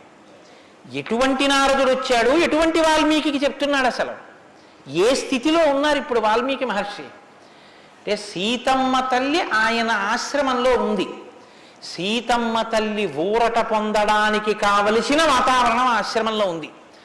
ఆయన నిరంతరము కూడా తపస్వి అయి ఉన్నారు. తపస్వి అంటే కృచ్ఛచాంద్రాయణాది వ్రతములు చేసేటటువంటి వాడు. అంటే శుక్లపక్షంలో తిథులు పెరుగుతున్నప్పుడు ఒక్కొక్క ముద్ద పెంచుకుంటూ వెడతారు, పౌర్ణమికి పూర్తిగా భోజనం చేస్తారు. బహుళపక్షంలో ఒక్కొక్క ముద్ద తగ్గిస్తూ అమావాస్య వచ్చేటప్పటికి పూర్ణంగా ఆహారం విడిచిపెట్టేస్తారు.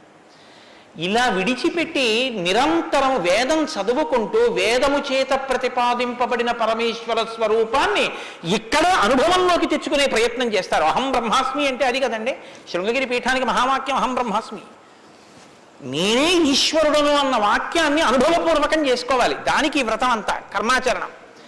ఇప్పుడు ఈ కర్మాచరణం అంతా చేసి తపిస్తున్న వాల్మీకి దేని కొరకు తపిస్తున్నారు? బ్రహ్మముగా తనను తాను తెలుసుకొనుట కొరకు ప్రయత్నిస్తున్నారు. ఇప్పుడు యోగ్యమైన కాలం సిద్ధించింది. యోగ్యమైన కాలం సిద్ధిస్తే ఉపదేశం చెయ్యడానికి రావలసిన వాడు ఎవరు రావాలి? గురువుగారు రావాలి. గురువుగారి కన్నా మంగళస్వరూపం లోకంలో ఉంటుందా? ఇంకుండదు. అన్నిటికన్నా మంగళస్వరూపం ఏది అంటే గురువుగారి. గురువుగారి కన్నా గొప్పవాడు, గురువుగారి కన్నా అధికుడు లోకంలో ఉండడు. నగురోరధికం నగురోరధికం నగురోరధికం ఇది శివశాసనత. గురువు కన్నా అధికుడి లోకంలో లేడు. మరి ఈశ్వరుడండే అని మీకు అనుమానం రావచ్చు. ఈశ్వరుడి కన్నా అధికుడు గురువే. ఎందువల్ల? అసలు గురువు లేకపోతే ఈశ్వరుడి యొక్క అస్తిత్వం ప్రకటనం కాదు. సరికదా? నేను మీకు ఒక మాటలో చెప్పాలంటే, శృంగగిరి పీఠాధిపత్యం వహించిన చంద్రశేఖర భారతీ స్వామి వారి దగ్గరికి ఒక వ్యక్తి వెళ్ళి అన్నాడు, నా దగ్గర ఒకటి కన్నా ఎక్కువ మంత్రాలు ఉపదేశం పొందినవి ఉన్నాయి. నేను ఒక మంత్రానికి ధ్యాన శ్లోకం చేసి మంత్రాన్ని అనుష్ఠిస్తుంటే ఇంకో మంత్రం యొక్క ధ్యాన శ్లోకంలో స్వరూపం కనపడుతోంది, నన్ను ఏం చేయమంటారని అడిగాడు. ఆయన అన్నారు, నీకు ఉపదేశం చేసినటువంటి గురువు గారి పాదాలు నీకు కనపడుతుంటాయా? అయ్యో నాకు చాలా ఇష్టం అండి, మా గురువు గారి పాదాలు నాకు బాగా జ్ఞాపకం. ఏ మంత్రం చేసినా గురువుగారి పాదాలే చూడన్నారు. అలా ఎలా కుదురుతుందండి అన్నాడు ఆయన. ఆ ధ్యాన శ్లోకంలో రూపం కదా చూడాలి. ఏ మంత్రం చేసినా గురువుగారి పాదాలు ఎలా చూస్తాం? ఏ గురుర్ బ్రహ్మ గురుర్ విష్ణు గురుర్దేవో మహేశ్వర, గురువే బ్రహ్మ గురువే విష్ణువు గురువే మహేశ్వరుడు. ఇక గురువుగారి పాదాలే ఆ దేవతలన్నీ. కాబట్టి గురువుగారి పాదాలు చూస్తూ నువ్వు ఏ మంత్రం చెప్పినా ఆ మంత్రం సిద్ధిస్తుంది. అయినప్పుడు ఇప్పుడు గురుదర్శనమే మంగళకరమైనటువంటి దర్శనం. నారదుని యొక్క దర్శనం, నారదుని యొక్క పేరెత్తడం కన్నా గొప్పతనం ఇంకోట్లేదు. కాబట్టి ఇప్పుడు రామాయణ ప్రారంభం దేనితో ప్రారంభమైంది? గురువుగారి దర్శనంతో ప్రారంభమైంది. నారద మహర్షి దర్శనం గురువు యొక్క దర్శనం. ఎవరికి? వాల్మీకి. రామాయణాన్ని నమ్ముకున్న జాతికి ప్రతినిధి. మనకే దర్శనంతో ప్రారంభమైంది? జగద్గురు దర్శనంతో మనకి ప్రారంభమైంది. కాబట్టి ఇప్పుడు ఎవరొచ్చారు? ఆ వచ్చినటువంటి వ్యక్తి సామాన్యమైనటువంటి వ్యక్తి రాలేదు, నారదుడు. ఆ వచ్చినటువంటి వారు మహానుభావుడై తపస్వాధ్యాయ నిరతం, నిరంతరము తపస్సు చేసేటటువంటి వారు. మీతో మాట మనవి చేశాను. తపస్సు అంటే ఈ వ్రతమును ఆచరిస్తూ నిత్య నైమిత్తిక కర్మలను వైక్లభ్యం లేకుండా అనుష్ఠించేటటువంటి వారు. నిత్యకర్మ అని ఒకటి ఉంటుంది, అది ఎప్పుడూ మానడానికి వీల్లేదు. సంధ్యావందనం ఉంది, ఎప్పుడూ మానకూడదు, ఎప్పుడూ చేయవలసిందే. నైమిత్తిక కర్మ ఉంది, ఒక్కొక్క తిథి నాడు ఒక్కొక్కటి చేయవలసి ఉంటుంది. శ్రీరామ నవమి వచ్చిందనుకోండి, ఏం చెయ్యాలి? శ్రీరామనవమి నాడు ఉదయం నుంచి రాత్రి వరకు శ్రీరామ జయ రామ జయ జయ రామ అన్న 13 అక్షరాల మంత్రాన్ని రాత్రి వరకు చేసి, రాత్రి ప్రదక్షిణం చేసి, ఉపవాసం చేసి, మరునాడు ఉదయం ఎక్కడ మీరు ఈ మంత్రం చేశారో అక్కడికి వచ్చిన తరువాత శ్రీరామ పట్టాభిషేక సర్గ, శ్రీరామావతార సర్గ, ఈ 2 సర్గలు పారాయణ చేయాలి. ఈ 2 పారాయణ చేసి, మొన్న శ్రీరామనవమి నాడు మేము కాకినాడలో అయ్యప్ప స్వామి దేవాలయంలో చేశాం అవి. ఈ 2 సర్గలు పారాయణ చేసి, తదనంతరం ముందు పేదలకి అన్నదానం నారాయణ సేవగా చేసి, తరువాత తాను ఆహారం స్వీకరించాలి. అది శ్రీరామనవమి నాడు చేయవలసినటువంటి విధానం. దీన్ని నైమిత్తిక తిథి ఆచరణము అంటారు. ఒక్కొక్క తిథి ఒక్కొక్కలా చెయ్యాలి. నిత్యకర్మ చేస్తూ, నైమిత్తిక తిథులను చేస్తూ, కృచ్ఛ్రాంద్రాయణాది వ్రతములను చేస్తూ ఎప్పుడూ వేదాన్ని అలా చదువుకుంటూ వేదము చెప్పినటువంటి హృదయాన్ని, వేదము చెప్పినటువంటి మంత్రములలో ఉన్న సారమును అవగతం చేసుకుని బ్రహ్మమును అనుభవంలోకి తెచ్చుకునేటటువంటి ప్రయత్నం చెయ్యడానికి ఉపకరణంగా ఈ శరీరాన్ని వాడుకుంటున్నవారు.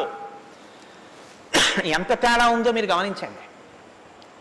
మనం ఏం చేస్తామంటే ఈ శరీరాన్ని పోషించి ఈ శరీరము వలన ఎన్ని సుఖములు పొందవచ్చో అన్ని సుఖములను పొందడానికి సాధనంగా దీన్ని వాడతాం. ఇది ఎందుకు అంటే దీంతో అబ్బో ఎన్ని రుచులు చూస్తాడో, దీనికి ఎన్ని స్పర్శ సుఖాలు ఇస్తాడో, దీంతో ఎన్ని వినకూడనివి వింటాడో, దీంతో ఎన్ని పీల్చకూడనివి పీలుస్తాడో. వాళ్ళు ఏం చేస్తారంటే దీన్ని సాధనంగా చేసుకుని దీన్ని ఎలా వాడుకోవాలో అలా వాడుకుంటూ దీన్ని అడ్డు పెట్టుకుని దీని ద్వారా దేన్ని తెలుసుకున్న తర్వాత ఇది పడిపోయినా పర్వాలేదో అది తెలుసుకోవడానికి ఉపకరణంగా దీన్ని వాడుకుంటాడు. ఏమిటో నువ్వు అలా అన్నావు కానీ ఆ మాట ఏం స్పష్టంగా లేదని మీరు అంటారు, నాకు తెలుసు. భగవాన్ రమణుల మాటల్లో చెప్తే మీకు స్పష్టంగా అర్థమవుతుంది. ఇప్పుడు నేను అన్న మాటకి తెలుసుకోవలసినది తెలుసుకునేంత వరకు దీన్ని ఉపకరణంగా వాడుకోవడం అంటే ఏమిటని అడిగారు రమణ మహర్షిని. ఆయన అన్నారు, భోజనం చేశాక విస్తర అవతల పారేయడం. విస్తరని ఏం చేస్తారండి? బాదమాకులు తెచ్చి చీపురు పుల్లలు తెచ్చి సన్నగా చీల్చి ముక్కలు చేసి అన్నం తినేటప్పుడు ఊడిపోయి అన్నంలో కలిసిపోకుండా జాగ్రత్తగా కుట్టి ఆకు తెచ్చి వేసుకుని నీళ్లు జల్లి తుడిచి పదార్థాలు వేసుకుని అన్నం అంతా తిని ఉత్తరాపోసనం పట్టిన తర్వాత అప్పుడు తీసుకెళ్లి ఆకు మీద పెంటకుప్ప మీద పారేస్తారు.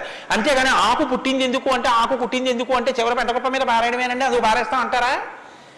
దేనికి వాడుకోవాలో దానికి జాగ్రత్తగా వాడుకుని ఆ ప్రయోజనం అయిపోయిన తరువాత పెంటకుప్ప మీద విస్తరాకుని పడేసినట్టు దీన్ని సాధనంగా చేసుకుని దీనిలో ఉండి దీనితో తరించి దీనిలో ఉండి దీని వలన బ్రహ్మం అంటే ఏమిటో తెలుసుకుని అనుభవంలోకి వచ్చిన తర్వాత ఇది పడిపోతున్నా ఇది నేను కాదన్న సత్యం ఎరుకలోకి రావడం వల్ల దీని మీద భ్రాంతి లేకుండా ఇది పడిపోతున్నా సాక్షిగా చూసి ఇది పడిపోయిన తర్వాత తాను ఒకటి ఏది మారని సత్యమో సత్యంగా నిలబడిపోవడాన్ని నిత్య నైమిత్తిక కర్మాచరణ చేత తాను పొందవలసిన స్థితిని పొందగలిగినటువంటి తపస్వాధ్యాయ నిరతుడు అని పిలుస్తారు.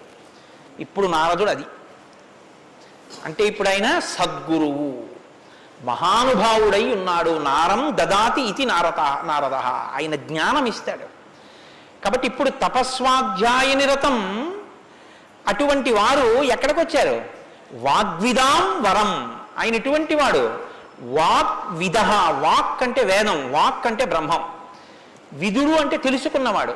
విద్దన్న ధాతువులోంచే వేదము అన్న మాట వచ్చింది. ఏది తెలుసుకున్న తర్వాత ఇంకొకటి తెలుసుకోక్కర్లేదో అది వేదం. ఇప్పుడు తెలుసుకోవడం ఒకెత్తు, తెలుసుకున్న దాన్ని అర్థమయ్యేటట్టు చెప్పగలిగిన ప్రజ్ఞ ఒకెత్తు. ఒక ఆయన తెలుసుకున్నాడు కానీ ఆయన చెప్పలేడు, ఆయన చెప్తే అయోమయంగా ఉంటుంది. ఒక ఆయన స్పష్టంగా చెప్పగలడు, తాను అనుభవించాడు, అనుభవించిన దాని వైపుకి మిమ్మల్ని తిప్పగలడు, ఈ ప్రజ్ఞ ఉన్నవాడు. కాబట్టి వాగ్విదాం వరహ, బ్రహ్మమును బాగా తెలుసుకున్న వాళ్ళల్లో శ్రేష్ఠుడైన వాడు తాను తెలుసుకుని శిష్యుల్ని ఉద్ధరించడం కోసం కిందికి దిగొచ్చి మాట్లాడగలిగినటువంటి ప్రజ్ఞ కలిగిన వాడు. ఇటువంటి వాగ్విదాంవరం నారదం. అటువంటి నారదుణ్ణి ఎవరు ప్రశ్నించారు? ఇప్పుడు అడిగినవాడు వాల్మీకి మహర్షి. ఆయన ఎటువంటి వారు? తపస్వి, తపస్సు చేస్తున్నవారు. తపస్సు అంటే నేను మీకు ఇందాక చెప్పాను, బ్రహ్మమును తెలుసుకోవాలని తాపత్రయంతో ఉన్నటువంటి వారు, భావన వ్యగ్రతతో ఉన్నవారు. ఈయన నారదుణ్ణి అడిగారు. ఏమని అడిగారు? అయ్యా మీరు వచ్చారు, చాలా సంతోషం అండి, నాకు ఏ ఆపదలు రాకుండా మా అబ్బాయికి ఉద్యోగం వచ్చేటట్టు, నాకు సంతోషంగా ఉండేటట్టు, మా ఆశ్రమంలో ఆవులన్నీ ఎప్పుడు పాలిచ్చేట్టు చూడండి అని అడగలేదు ఆయన. ఆయన ఒక చిత్రమైన ప్రశ్న ఒకటి వేశాడు. అది లోకంలో సాధారణంగా ఎవ్వరూ అడగని ప్రశ్న. అందుకని రామాయణం పుట్టింది, లేకపోతే రామాయణం పుట్టే అవకాశం లేదు.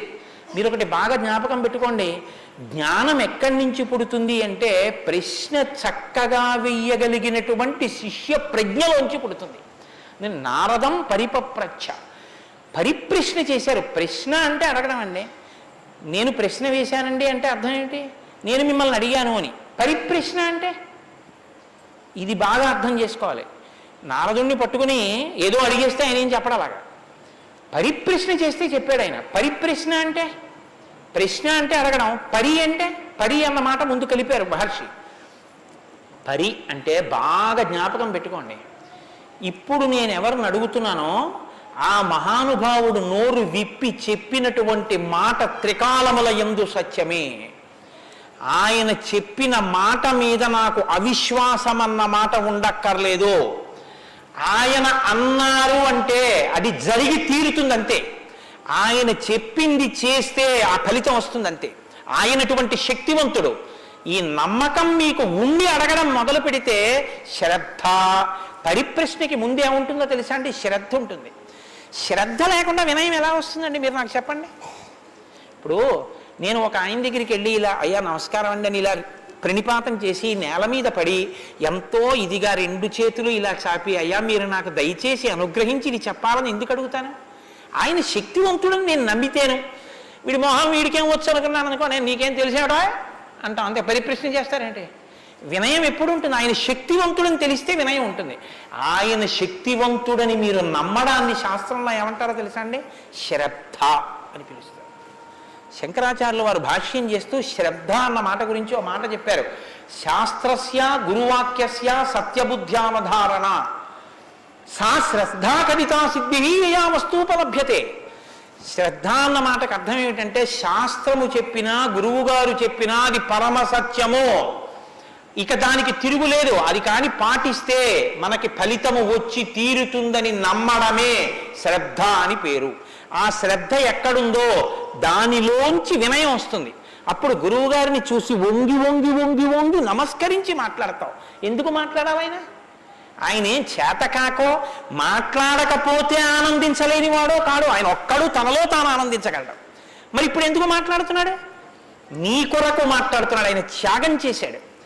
ఆయన కంఠానికి శోష కలిగింది, అంటే బాధ కలిగింది. ఆయన ఊపిరికి ఘర్షణ కలిగింది. ఆయన శరీరానికి చెమట పట్టింది. దేని కొరకు? నీ కొరకు. ఆయన నీ కొరకు మాట్లాడుతున్నాడు. ఇది గుర్తిస్తే వినయం. ఈ త్యాగానికి నేనేమి ఇవ్వగలను ఆయనకి? ఈ కృతజ్ఞతాభావంతో నువ్వు నిలబడగలిగితే, అలా నువ్వు ప్రశ్నించగలిగితే పరిప్రశ్న అంటారు. ఇప్పుడు నారదం పరిపప్రచ్ఛ ఇలా ప్రశ్న వేశాడు తప్ప ఏదో ప్రశ్న వేస్తే రామాయణం వచ్చిందని మీరు అనుకోకండి. పరిప్రశ్న చేస్తే రామాయణం వచ్చింది. ఇప్పటి వరకు నారదుడు ఏం మాట్లాడలేదు, మీరు బాగా గమనించండి. వచ్చాడంతే, లోపలికి వచ్చారు, వాల్మీకి మహర్షి చూశారు, అర్ఘ్యపాద్యాదులు ఇచ్చారు, కూర్చోబెట్టారు. ఇప్పుడు పరిప్రశ్న చేస్తున్నారు. ఏ ప్రశ్న వేస్తే అసలు రామాయణం గురించి చెప్పారు ఆయన? వాల్మీకి మహర్షి అడిగిన ప్రశ్న ఏమిటంటే ఆయన్ని, కోన్వస్మిన్ సాంప్రదం లోకే గుణవాన్ కస్య వీర్యవాన్ ధర్మజ్ఞశ్చ కృతజ్ఞశ్చ సత్యవాక్యో దృఢవ్రతః చారిత్రేణి చ కోయుక్తః సర్వభూతేషు కోహితః విద్వాన్ కః కస్సమర్థశ్చ కశ్చైక ప్రియదర్శనః ఆత్మవాన్ కో జితక్రోధో ద్యుతిమాన్ కో నరసూయకః కస్య బిభ్యతి దేవాశ్చ జాతరోషస్య సంయుగే. 16 గుణములు అడిగారు ఆయన. ఈ 16 గుణములు పరిపూర్ణముగా ఉన్నటువంటి ఒక మానవుడు ఈ లోకంలో ఈ కాలంలో నేను ఉన్న రోజుల్లోనే, నేను ఇప్పుడు శరీరంతో తిరుగుతుండగా నా మాంసనేత్రంతో చూడడానికి వీలుగా ఎక్కడైనా ఎవరైనా ఉన్నారా అని అడిగాడు. అంటే అలాంటి వారే ఉన్నారు. ఆయన భార్యయే తన ఆశ్రమంలో ఉంది. ఇది తెలుసా వాల్మీకి? తెలియదని చెప్పవలసి ఉంటుంది. మరి ఇప్పుడు ఎందుకు వచ్చింది ఈ ప్రశ్న ఆయన నోటి వెంట? అమ్మవారు వచ్చింది కాబట్టి వచ్చింది. అమ్మవారు ఎందుకు వచ్చింది? అసలు రహస్యం ఏమిటంటే, రామాయణం లోకానికి అందాలంటే సీతమ్మ యొక్క సేవాభాగ్యం వాల్మీకి లభించాలి. సీతమ్మ సేవాభాగ్యమే శారదాదేవి సేవాభాగ్యం. అది అందితే నోటి వెంట ఈ ప్రశ్న వచ్చింది. నోటి వెంట ఒక్క ప్రశ్న వస్తే యుగాలు మారిపోయినా మనుష్యుడిగా పుట్టిన ప్రతివాణ్ణి తరింపచేయగలిగిన ఒక ఆది కావ్యం ఆయన నోటి వెంట వచ్చింది. ఇది రావడానికి ముందు సీతమ్మ రావాలి. అందుకని ముందు సీతమ్మ వచ్చేసింది ఆశ్రమానికి. వచ్చి అక్కడ కూర్చుంది. ఆ రామాయణాన్ని ప్రచారం చెయ్యగలిగిన యోగ్యమైన శిష్యుల్ని కూడా సీతమ్మే వాల్మీకి ఇచ్చింది లవకుశల రూపంలో. ఇది వాల్మీకిని సీతమ్మ తరింపచేసిన తీరు మీరు జాగ్రత్తగా గమనించగలిగితే, వాల్మీకి తరించడానికి మొదటి కారణం సీతమ్మే. అందుకే ఆయన అన్నారు, నేను చెప్పిన రామాయణానికి పేరేమిటో తెలుసా? సీతాయాశ్చరితం మహత్ అన్నారు. అది సీతమ్మ చరిత్ర అన్నారు. తల్లి ఎంత గొప్ప తల్లు మీరు ఆలోచించండి. అందుకే సీతమ్మ ఒకరు శారదమ్మ ఒకరా కాదు, సీతమ్మే శారదమ్మ. కాబట్టే అంత జ్ఞానం వాల్మీకి ఇచ్చి ఈ ప్రశ్న వేయించింది. ఎందుకు వేయించాలి? సీతమ్మ వెళ్ళిపోతే రామావతారం వెళ్ళిపోతుంది. ఇక సీతమ్మ వెళ్ళిపోతుంది. ఆ రోజులు వచ్చేసాయి. అప్పటికి ఆ రోజు వచ్చేసింది. ఎందుకంటే ఇక అశ్వమేధయాగం చేసేస్తాడు రాముడు. అశ్వమేధయాగం చేస్తే సీతమ్మ కనపడుతుంది రాముడికి. సీతమ్మ రాముడికి కనపడితే వేరొకసారి పాతివ్రత్యాన్ని నిరూపించుకోమని చెప్తాడు. ఎందుకు చెప్తాడంటే ఎప్పుడు లోకం కోసం, తన కోసం కాదు. ఈ మాట అనగానే ఆవిడంటుంది, నా ప్రయోజనం అయిపోయిందా, నీకు భార్యగా నీ వంశాన్ని నిలబెట్టడానికి. రామకథ నరుడి కథ బాగా గుర్తుపెట్టుకోండి. రామకథ దేవుడి కథని మీకు జరిగితే మీకు ఎంత పనికి వస్తుందో నేను చెప్పలేను. రామకథ నరుడి కథని మీరు వినండి, మీకు పనికొస్తుంది. అందుకే సీతమ్మ ఈ మాట అంది, నేను ఎందుకు వచ్చానో తెలుసా నీ పక్కకి? నీ వంశం తరించాలి. నీ వంశం తరించాలంటే నీకు పితృరుణం తీరాలి. పితృరుణం తీరాలంటే నీకు బిడ్డలు కనాలి. నీకు బిడ్డలు పుట్టాలి అంటే నా సహకారం ఉండాలి. నేను నా శరీరాన్ని త్యాగం చేస్తే నా కడుపులో ఉన్న బిడ్డలు కూడా పోతారు. పోతే నీకు పితృరుణం తీరదు. నువ్వు ఏకపత్ని వృతుడవు. ఇంకొక బిడ్డని, ఇంకొక ఆడదాన్ని స్వీకరించావు, నీ వంశం ఆగిపోతుంది. నా కారణంగా నీ వంశం ఆగకూడదు. నీ వంశం కొనసాగడానికి నీకు బిడ్డల్ని ఇచ్చాను. నా ప్రయోజనం అయిపోయింది, నేను వెళ్ళిపోతున్నానని భూమిలోకి వెళ్ళిపోయింది ఆవిడ. ఆవిడ వెళ్ళిపోయిన తర్వాత ఇక రామావతారం లేదు. సరయూ నదిలో ప్రవేశించి రామావతారం కూడా పూర్తయిపోయింది. ఇప్పుడు రామావతారం పూర్తయిపోకముందే సీతమ్మ రామాయణం పలికించాలి వాల్మీకితో. పలికించాలంటే ఈ సన్నివేశాన్ని సృష్టించాలి. నారదుణ్ణి పిలిపించింది ఆవిడ. కాబట్టి వచ్చాడు మహానుభావుడు. వస్తే ఆయన ఈ ప్రశ్న అడిగాడు. ఇప్పుడు ఇంత ఆర్తితో ఈ ప్రశ్న అనుకోకుండా నోటి వెంట వస్తే తప్ప రామాయణ కథ ప్రారంభం కాదు. అందుకని అడిగాడు, కోన్వస్మిన్ సాంప్రతంలోకే గుణవాన్ కస్య వీర్యవాన్. ఈ కాలంలో నారద మహర్షి ఇప్పుడు నేను చూడడానికి వీలుగా నేను అడిగిన మహానుభావుడు ఎవరైనా ఉన్నాడా? ఎవరు? 16 గుణములు ఉన్నవాడై ఉండాలి. గుణమన్న మాటకు అర్థం ఏమిటి? తాను గురుముఖత నేర్చుకున్నటువంటి విద్య ఏ కాలమునందు ప్రవర్తనలో ఎలా ప్రకాశించాలో అలా ప్రకాశిస్తే అది గుణముగా కనపడుతుంది. మా గురువుగారు నన్ను, నాయనా ఒరే కోటేశ్వరరావు, గోవులకు సేవ చెయ్యరా అని చెప్పారనుకోండి. నేను అలా గుళ్ళోకి వెళ్ళిపోతున్నాను. ఓ అరడజన అరటిపళ్ళు పట్టుకుని దేవాలయంలోకి వెడుతున్నాను. ఒక ఆవు నా వంక చూసి ఇలా ఇలా ఇలా ఇలా నోరు చాపింది. నేను ఆ ఆవుని దవడ మీద ఒక్క దెబ్బ కొట్టి గుళ్ళోకి వెళ్ళాను. మా గురువుగారు సంతోషించచ్చా? మా గురువుగారు చెప్పారు, రే పరాశక్తికి ఆవుకి తేడా లేదురా అని చెప్పారు. ఇప్పుడు నేనేం చెప్పాలి? నేను లోపలికి వెళ్ళి అర్చకుడికి ఇస్తే నివేదన చేస్తాడు. ఇక్కడ నా తల్లి ఎదురొచ్చి నా దగ్గర ప్రత్యక్షంగా తింటానని అడుగుతోంది. అమ్మ ఏమి భాగ్యం, అక్కడ ఇంకా తొక్క తీసి పెట్టాలి, ఇక్కడ తొక్కతో తినడానికి సిద్ధంగా ఉన్నావు. నా చేత్తో పెట్టుకుంటాను. 2 చెప్పులు ఇప్పి గభాలో 2 అరటిపళ్ళు నేను పెట్టాలి. పెడితే నేను గురువాక్యాన్ని అనుష్ఠానంలోకి తెచ్చుకున్నవాడిని. ఇప్పుడు గుణముగా ప్రకాశిస్తుంది. కోటేశ్వరరావు గారండే వాళ్ళ గురువు గారు చెప్పింది గుర్తుపెట్టుకుని ఆవుకి 2 అరటిపళ్ళు పెట్టాడు. అదో గుణం. అంటే నేను నా గురించి చెప్పుకుంటున్నాను అనుకోకండి, నేనే అటువంటి పుణ్యకార్యాలు చేసిన వాడిని కాదు మహాప్రభు. ఏదో ఉదాహరణకి చెప్పానంతే, అదే స్వోత్కర్ష కోసం చెప్పిన వాడిని కాదు. కాబట్టి గుణము అంటే విన్నది, చదువుకున్నది, ప్రవర్తనయందు ఆ సందర్భంలో ప్రకటనమైతే, ప్రకాశిస్తే గుణం అవుతుంది. అలా ఉన్నాయా ఎవరికైనా? అలా ఉన్నవాడు ఉన్నాడా? గురువుగారి దగ్గర నేర్చుకున్నవి అనుష్ఠానంలోకి వచ్చేటప్పటికి గురువు ఏం చెప్పారో అలా ప్రవర్తించిన వాడు ఉన్నాడా? మీరు ఇలా వినండి రామాయణాన్ని. ఇంక తర్వాత కోన్వస్మిన్ సంప్రదంలోకే ఎప్పుడో కాదు వామనమూర్తి ఉన్నారు, నరసింహావతారం ఉందని చెప్పకు. ఇప్పుడున్నాడా? ఇది వాల్మీకి ప్రశ్న. కోన్వస్మిన్ సంప్రదంవాన్ కస్య వీర్యవాన్. వీర్యవాన్ అంటే వీర్యవంతుడు ఉన్నాడా? వీర్యవంతుడు అంటే ఎటువంటి యుద్ధం వచ్చినా చెక్కు చెదరకుండా తానుగా నిలబడి తనలో ఏ మార్పు లేకుండా బయట మార్పు తేగలిగిన వాడు, ఎంతమందినైనా పడగొట్టగలిగిన వాడు. అటువంటి వాడు ఉన్నాడా? ఉంటే వీర్యవాన్. కోన్వస్మిన్ సంప్రదంలోకే గుణవాన్ కస్య వీర్యవాన్ ధర్మజ్ఞస్య. ధర్మం తెలుసుకున్నవాడు ఉన్నాడా? ధర్మం తెలియడం అంటే మీరు బాగా గుర్తుపెట్టుకోండి. ధర్మం తెలియడం అంటే ఏమిటో తెలుసా అండి? అధర్మం కూడా తెలియడం. ధర్మమే తెలిస్తే పూర్ణత్వం కాదు. ధర్మం తెలియడం అంటే అధర్మం కూడా తెలియడం. ఏది చెయ్యాలో తెలియడం అంటే ఏది చెయ్యకూడదో కూడా తెలియడం. మీరు కొంచెం ఆలోచించండి. నేను మాట అనేసి వదిలేస్తాను, ఇప్పుడు మీరు జవాబు చెప్పక్కర్లేదు. చెయ్యమన్నది చెయ్యడం తేలిక, చెయ్యొద్దన్నది వదిలేయడం తేలిక. చెయ్యొద్దన్నది వదిలేయడమే చాలా కష్టం. మీరు చూడండి, నేను మంత్రం ఇస్తాను 11 మార్లు చెయ్యండి రోజు, ఒక్క మాట కూడా మీకు కోతి గుర్తు రాకూడదన్నాను అనుకోండి, అలా చేయగలరా? ఇది వద్దు అని ఏదంటామో అదే చేయబుద్ధి వేస్తుంది. దేవుడికి 2 అగరత్తులు పెట్టు అన్నాను అనుకోండి, భయానికో భక్తికో 2 అగరత్తులు వెలిగించేయడం తేలిక. వద్దన్నది చేయకుండా ఉన్నవాడు ప్రజ్ఞావంతుడు. వద్దన్నది చేయకుండా ఉండాలంటే అధర్మం తెలియాలి కదండి. అధర్మం తెలియడం, ధర్మం తెలియడం, ధర్మం పాటించడం, అధర్మం విడిచిపెట్టడం, అధర్మం చేసిన వాడిని కూడా ఉండకుండా చేయడం, ఎందుకంటే వాడి వల్ల ధర్మం వ్యాప్తి చెందకుండా, ఇది ధర్మం తెలియడం. కాబట్టి ధర్మజ్ఞశ్చ కృతజ్ఞశ్చ. కృతజ్ఞశ్చ అంటే ఎవరో తనకు ఒక ఉపకారం చేశాడు, వాడు అదృష్టం అండి నన్ను సేవించుకున్నాడు అండం కాదు, ఎంత మహానుభావుడండి, నిజంగా నాకు ఎంత ఉపకారం చేశారండి, ఎంత ఉపకారం చేశారండి అని తలుచుకు తలుచుకు తలుచుకు తలుచుకు పొంగిపోగలిగినటువంటి మనసు ఉండడం. అసలు మనుష్య జన్మకు ఉండవలసిన ప్రధాన లక్షణం అదేనండి. కృతజ్ఞో నాస్తి నిష్కృతి. కృతజ్ఞత లేని వాడికి నిష్కృతి లేదు. అటువంటి కృతజ్ఞత ఉన్నవాడు ఉన్నాడా లోకంలో ఎవరైనా? ధర్మజ్ఞశ్చ కృతజ్ఞశ్చ సత్యవాక్యో. ఎప్పుడూ సత్యమే మాట్లాడాలి, నిన్ను విరిగి మీద పడిపోని నేను సత్యమే చెప్తాను అని వ్రతం పట్టినవాడు ఎవరైనా ఉన్నాడా? సత్యవాక్యో దృఢవ్రత. ఒక పని మొదలు పెడితే అనుకున్నాం కాదండి అది అలా అవుతుందా అందుకని వదిలేశాను లేండి ఇప్పుడు మార్చేశాను సంకల్పం అనకుండా, తాను ఒక్కసారి నోటి వెంట ఇది చేస్తానని అంటే పిడుగులు పడిపోయినా ఆ పని చెయ్యగలిగినటువంటి వాడు, దాన్ని విడిచిపెట్టనటువంటి వాడు, అటువంటి పూనిక ఉన్నవాడు ఉన్నాడా? దృఢవ్రత. కాబట్టి కోన్వస్మిన్ సాంప్రదంలోకే గుణవాన్ కస్య వీర్యవాన్ ధర్మజ్ఞశ్చ కృతజ్ఞశ్చ సత్యవాక్యో దృఢవ్రత చారిత్రేణ చకోయుక్తః. ఆయన ప్రవర్తనని చూస్తే ఇంకా మీరు వేదం చదవక్కర్లేదు. వేదం చదవక్కర్లేదంటే చదవద్దని కాదు నా ఉద్దేశం.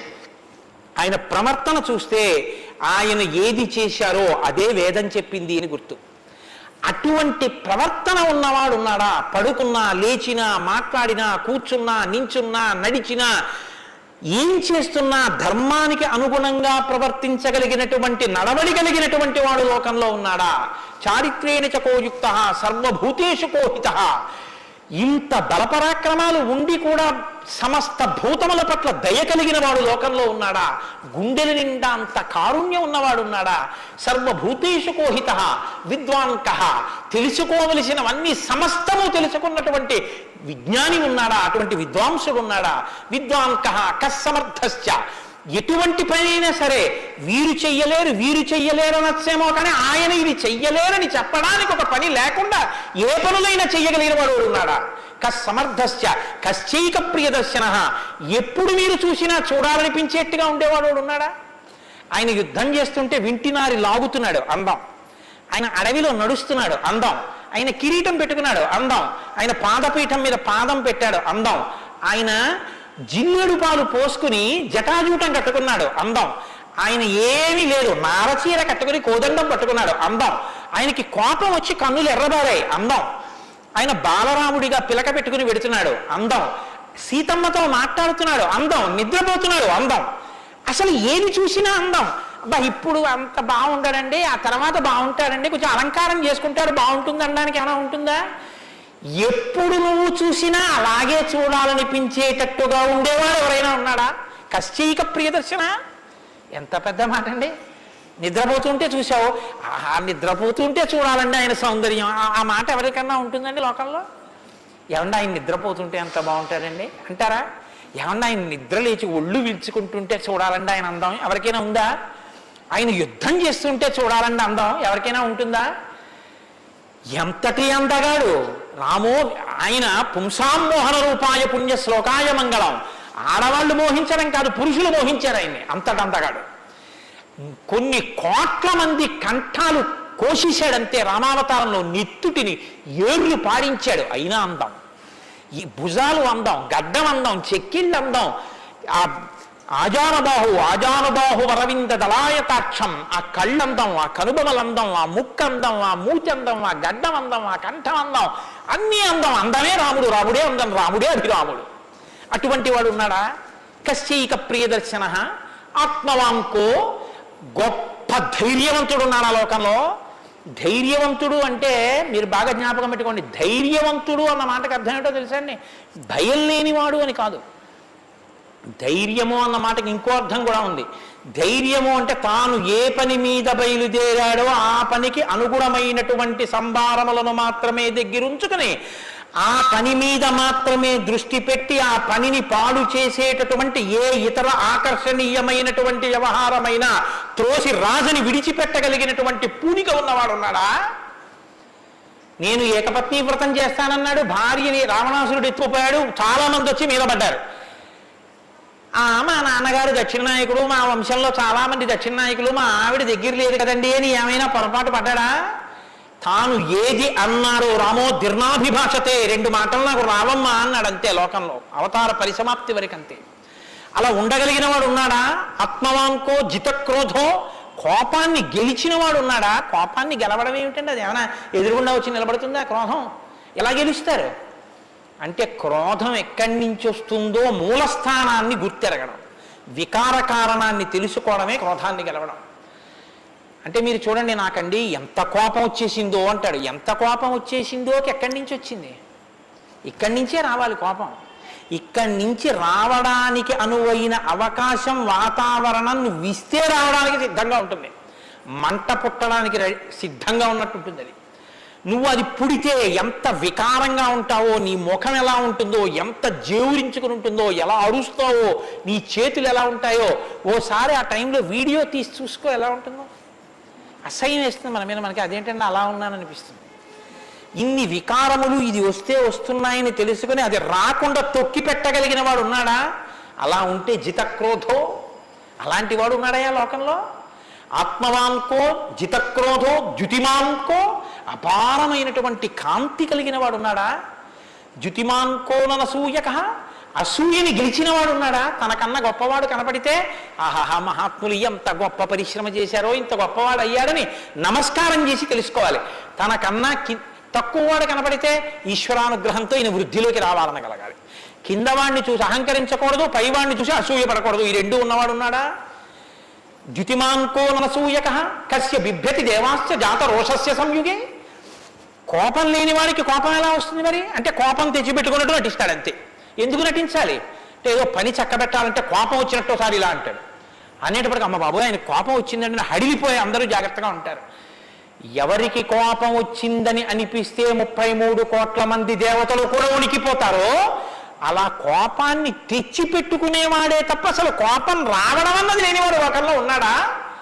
అలాంటి వాడు ఎవడైనా ఉంటే ఎప్పుడో ఉన్నాడని చెప్పద్దు, ఇప్పుడు ఉన్నాడా? నేను చూడడానికి వీలుగా ఉన్నాడా?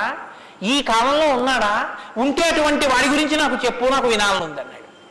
ఇప్పుడు వస్తోంది రామాయణం. ఇప్పుడు చెప్పాలి. నారదుడు ఎవరో తెలుసా? ఆయన రాముడే.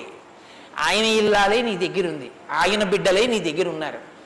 వాల్మీకి మహర్షి ఆయనే అయోధ్యాధిపతి, ఆయనే రామచంద్ర ప్రభువు అని చెప్పే వాల్మీకి పొంగిపోవాలి కదండి. రామాయణ ఆవిర్భావం జరుగుతోందన్నమాట. ఇవాళ రామాయణం పుడుతోంది. ఆ సన్నివేశంలో ఉన్నాం మనం. ఇప్పుడు ఈ మాటలు అడిగితే వాల్మీకి మహర్షి చాలా చమత్కారమైనటువంటి జవాబు ఒకటి చెప్పారు. ఆయన అన్నారు, బహవో దుర్లభాశ్చైవ ఏత్తయా కీర్తితా గుణాః మునే వక్షామ్యహం బుద్ధ్వా తేర్యుక్త శ్రూయతాన్నరః. చాలా క్లిష్టమైనటువంటి ప్రశ్న ఒకటి అడిగావు. సాధారణంగా లోకంలో మానవుల్లో నువ్వు అడిగినటువంటి 16 గుణములు ఒక వ్యక్తి యందు ప్రకాశించేటటువంటి వాడు ఉండడు. కాబట్టి ఇప్పుడు ఎవరై ఉండాలి? నరోత్తముడై ఉండాలి, సాక్షాత్ శ్రీ మహావిష్ణువై ఉండాలి. అటువంటి వాడే కాని నరుడిగానే ఉన్నాడు. ఇప్పుడు ఆయన విష్ణు అంటే ఆయనే అంగీకరించాడు. ఆయన నేను నరుణ్ణి అంటాడు, నేను దాశరథిని అంటాడు, నేను దశరథ మహారాజు కొడుకునయ్యా అంటాడు. నరుడిగా ఈ లోకంలో తిరుగుతున్నవాడు ఉన్నాడు. అటువంటి వాడి గురించి చెప్తాను, జాగ్రత్తగా వినన్నాడు. ఇది సంక్షేప రామాయణం. 100 శ్లోకాలతో ఇక్కడ ప్రతిరోజు సంక్షేప రామాయణం జరుగుతోంది అని అన్నారే. సంక్షేప రామాయణాన్ని పెద్దలు సంప్రదాయంలో ఏమని పిలుస్తారో తెలుసా అండి? మాలామంత్రము అని పిలుస్తారు. ఎందుకంటే శారదా తిలకము అని మంత్రాల గురించి చెప్పేటటువంటిది, బీజాక్షరాల గురించి చెప్పే విషయం ఒకటి ఉంది. అందులో 10 అక్షరాలు మంత్రంలో దాటిపోతే దాన్ని మాలామంత్రములని పిలుస్తారు.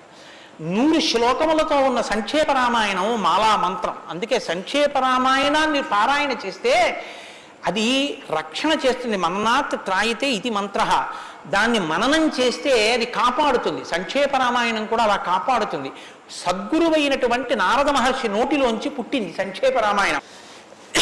యోగులు రమించడం అంటే బాహ్యంలో తిరిగేటటువంటి మనస్సుని బుద్ధిని నిగ్రహించి వెనక్కి తిప్పి ఆత్మలోకి దింపి తాను ఒకటిగా నిలబడిపోయి పొందేటటువంటి ఆనందమేదో అది సాకారములు పొందితే రాముడు. కాబట్టి యోగులు రమించేటటువంటి స్వరూపమేదో దానికి రామ అని పేరు. కాబట్టి రామో నామ జనైశ్రుత నియతాత్మా మహావీర్యో ద్యుతిమాన్ ధృతిమాన్ వసీ. నువ్వు చెప్పినటువంటి గుణములన్నీ ఉన్నవాడు, దానితో పాటుగా వసీ ఇంద్రియములను నిగ్రహించినటువంటి వాడు. ఇంద్రియాలని నిగ్రహించడం అన్న మాట మీరు రామాయణంలో చాలా జాగ్రత్తగా గమనించి తెలుసుకోవలసింది. ఇంద్రియాలని నిగ్రహించడం అంటే ఏమిటో తెలుసా అండి? మనసు దేన్ని చూస్తే దేన్ని వింటే కదిలిపోతుందో, ప్రశాంతంగా ఉన్నది అలజడిని పొందుతుందో దాన్ని చూడకుండా దాన్ని వినకుండా బలవంతంగా నిగ్రహించడం ఎటువంటిదో తెలుసా అండి? ఒక త్రాచుపాము అలా వెళ్ళిపోతుంది, గభాల్ని ఇలా చూశాడు, అయ్య బాబాయ్ త్రాచుపాము పెద్ద గెంతు గెంతాడు. అది అకస్మాత్తుగా ఏమైందంటే ఆ గెంతడంలో త్రాచుపాము యొక్క పడగ మీద 2 కాళ్ళు వేసి తొక్కాడు. ఇప్పుడు త్రాచుపాము తల పైకి ఎత్తలేకపోతుంది. ఇప్పుడు తను త్రాచుపాము నా కాళ్ళ కింద ఉంది, నన్ను ఏం చేస్తుంది అని ఉండగలడని మీరు అనుకుంటున్నారా? అతను గడగడగడగడగడ వణికిపోతూ చెమట్లు పట్టేస్తున్నాయి. ఎందుకంటే నేను త్రాచుపాము మీద ఉన్నాను, అది తోక కదుపుతోంది, తోకతో కాళ్ళు చుడుతోంది. ఈ కంగారులో ఏం చేస్తాడంటే త్రాచుపాము మీద తాను నిలబడి ఉండగా ఇక త్రాచుపాము తను ఏం చెయ్యలేదన్న స్థితిలో ఉన్నా ఎప్పుడో ఒకప్పుడు త్రాచుపాము మీద కాళ్ళు తీసేస్తాడు, కంగారు పడిపోయి తీసేస్తాడు. ఎప్పుడో అప్పుడు కాళ్ళు తీయడం కోసమే పాము చూస్తుంటుంది, కాటు వేసేసి పుట్టలోకి వెళ్ళిపోతుంది, లేకపోతే ఎక్కడికో అక్కడికి వెళ్ళిపోతుంది. రావణుడు చేసే తపస్సు, రావణుని యొక్క ఇంద్రియ నిగ్రహం అటువంటివి. బలవంతంగా అణిచిపెడతాడు, అవకాశం రాగానే అది ఒక్కసారి జడలు విప్పి ప్రళయతాండవం చేసి రావణుణ్ణి పడగొడుతుంది. మండోదరి చెప్పింది ఈ మాట, నా సొంతం కాదు. రాముడు అలా కాదు, విచారణ చేసి ఉంటాడు. అర్థమనర్థం భావయ నిత్యం అంటారు శంకరాచార్యుల వారు. నారీస్తన భరణాభీదేశం దృష్ట్యా మాగా మోహావేశం ఏతత్ మాంసవసాది వికారం మనసి విచింత్య వారం వారం అంటారు. మనసు దేని చేత కదిలిపోతుందో దాని యథార్థ స్వరూపాన్ని బాగా విచారణ చేస్తారు. విచారణ చేసి ఈ పాటి దానిక నా ఒంట్లో ఉన్నటువంటి శక్తిని అంతటినీ ఖర్చు చేసేస్తున్నాను అని మనసుని మరల్చే ప్రయత్నం చేసి ఆ వస్తువు తన కళ్ళ ముందు కనపడినా ఇంకా ఆయన మనసు చెక్కు చెదరదు, ఆ స్థితిని పొందుతాడు. ఇది శంకరాచార్యులు వారు నేర్పుతారు లోకానికి. గురువు చెప్పే మాట అంటే అలా ఉంటుంది. ఆయన ఎంత చమత్కారంగా అన్నారో చూడండి. నారీస్తన భరణాభీదేశం దృష్ట్యా మోగా మోహావేశం. ఎందుకంత వెర్రెక్కిపోతున్నావు? యవ్వనం ఒంట్లో ఉండి ఓపికన్న కాలంలో నీ శరీరం కన్నా స్త్రీ శరీరంలో 2 వికారాలు ఉన్నాయి. శరీరపు ఊర్ధ్వభాగంలో 2 చోట్ల మాంసపు ముద్దలు పైకి పొటమరించాయి, శరీర అధోభాగంలో మాంసము కొంత లోపలికి వెళ్ళి ఉంది. ఈ 2 వికారాల కోసం నీ శరీరంలో ఉన్న సమస్త శక్తిని నశింప చేసుకున్నావు. ఇదా నీకు నరజన్మ ప్రయోజనం? మనసి విచింతీయ వారం వారం, దీన్ని బాగా ఆలోచించు అన్నది. ఇది పట్టుకుందనుకోండి, కంటిని మనసుని కంటితో చూడడం వల్ల కదపగలిగిన మనసుకి ఇప్పుడు ఆ వస్తువు కనపడినా ఇక మనసు కదలదు. ఇది ఇంద్రియ నిగ్రహం అంటారు. ఇంద్రియాలని జయించడం అంటే అది. ఇది రాముడు. అందుకే ధృతిమాన్ వసీ, అపారమైన శక్తితో ఉంటాడు, సంకల్ప శక్తితో ఉంటాడు, ఇంద్రియములను జయించిన వాడై ఉంటాడు. బుద్ధిమాన్ నీతిమాన్ వాగ్మి శ్రీమాన్ శత్రునిబర్హణ విపులాంసో మహాబాహు కంబుగ్రీవో మహాహను. నిజంగా శ్రీరామాయణాన్ని ప్రతి శ్లోకం ప్రతి మాట వ్యాఖ్యానం చేస్తే 42 రోజులు ఏమిటండి? నేను రిటైర్ అయిపోయే వరకు చెప్పినా శ్రీరామాయణం అయ్యేదేం కాదు, కానీ ఏదో 42 రోజుల్లో పూర్తి చేశాను అనిపించుకోవడం అంతే. కాబట్టి బుద్ధిమాన్ నీతిమాన్ వాగ్మి, అన్ని విద్యలు తెలుసున్నవాడు, శ్రీమాన్ ఐశ్వర్యం ఉన్నవాడు, శత్రు నిబర్హణ, శత్రువులను నిగ్రహించగలిగిన వాడు. విపులాంశో, ఎత్తైన మూపున్నవాడు. మహాబాహు, బలిశిర బాహువులున్నవాడు. కంబు గ్రీవో, కంఠం వంటి శంఖం వంటి కంఠం ఉన్నవాడు. మహాహనుహు, ఎత్త చెక్కిళ్ల పైభాగం చాలా ఉన్నతంగా ఉన్నటువంటి వాడు. అటువంటి మహానుభావుడు ఈ లోకంలోనే ఉన్నాడు. ప్రజాపతి సమశ్రీమాం ధాతారి పురుషూదన రక్షిత జీవలోకస్య ధర్మస్య పరిరక్షిత రక్షిత స్వస్య ధర్మస్య స్వజనస్య చ రక్షిత వేద వేదంగతత్వజ్ఞో ధనుర్వేదే చ నిష్ఠిత. ఎంత గొప్పగా మాట్లాడారండి నారద మహర్షి. నిజంగా ప్రజాపతి సమశ్రీమాన్, ఈ ప్రపంచాన్నంతటినీ పోషించగలిగినటువంటి వాడు సాక్షాత్ శ్రీ మహావిష్ణువు. ధాతా రిపునిషూదన, శత్రువులను నిగ్రహించగలిగిన వాడు. రక్షిత జీవలోకస్య, ఈ లోకాలన్నింటినీ రక్షించగలిగిన వాడు. ధర్మస్య పరిరక్షిత, ధర్మాన్ని రక్షించేటటువంటి వాడు. ధర్మాన్ని రక్షిస్తాడు కాబట్టి అధర్మాన్ని నిగ్రహిస్తాడు కూడా. ధర్మస్య పరిరక్షిత రక్షిత స్వస్య ధర్మస్య, తన ధర్మాన్ని తాను రక్షించుకుంటాడు. రక్షిత స్వస్య ధర్మస్య స్వజనస్య చ రక్షిత, అందరినీ రక్షిస్తే మరి స్వజనులు ఎవరు అంటే ఆయననే నమ్ముకుని ఉన్న వాళ్ళెవరో ఆ వారి రక్షణ యందు మరింత అప్రమత్తంగా ఉండేటటువంటి స్వరూపం ఉన్నటువంటి వాడు. అటువంటి వాడు సచ సర్వగుణోపేత కౌసల్యానందవర్ధన సముద్రైవ గాంభీర్యే ధైర్యేణ హిమవానివా. ఇందులోంచేనండి వాల్మీకి మహర్షి చెప్పిన శ్లోకాల్లోంచే తర్వాత ఉపమానాలన్నీ వచ్చాయి. ఇప్పటికీ మనం చూడండి, ఆయన మేరునగ ధీరుడండి అంటాం. ఆయన్ని పోల్చి చెప్పేటప్పుడు హిమవత్ పర్వతము వంటి వాడు, సముద్రము వంటి గాంభీర్యం ఉన్నవాడు అని చెప్పారు నారద మహర్షి. సముద్రం చూడండి ఎంత గంభీరంగా ఉంటుందో. సముద్రం కడుపులో ముత్యాలు, రత్నాలు, వజ్రాలు ఇన్ని ఉంటాయి. ఇన్ని ఉన్నా కప్పి ఉంచుతుంది. సముద్రంలో బడబాగ్ని ఉంటుంది, కానీ తాను మాత్రం చల్లగా ఉంటుంది. సముద్రం ఒడ్డుకొస్తుంది, వచ్చి మీ కాళ్ళు తాను కడుగుతుంది. చేతకానిది ఎదురొచ్చి మీ కాళ్ళు కడిగిందని మీరు ధూర్తతనంతో లోపలికెడితే మిమ్మల్ని తనలో కలుపుకుంటుంది. ఎదురొచ్చి మీ దగ్గరికి వస్తోంది కదా అని మీ కాలి చెప్పు తీసి అందులో వేస్తే తీసుకొచ్చి అవతల బారేస్తుంది ఒడ్డున. ఇది సముద్రం యొక్క గాంభీర్యం. తాను ఉప్పు కయ్యగా ఉంటుంది, పర్వదిన స్నానానికి పనికొస్తుంది. ఇన్నిటిని కప్పిపుచ్చి నిలబడగలిగినటువంటి స్వరూపం సముద్రం.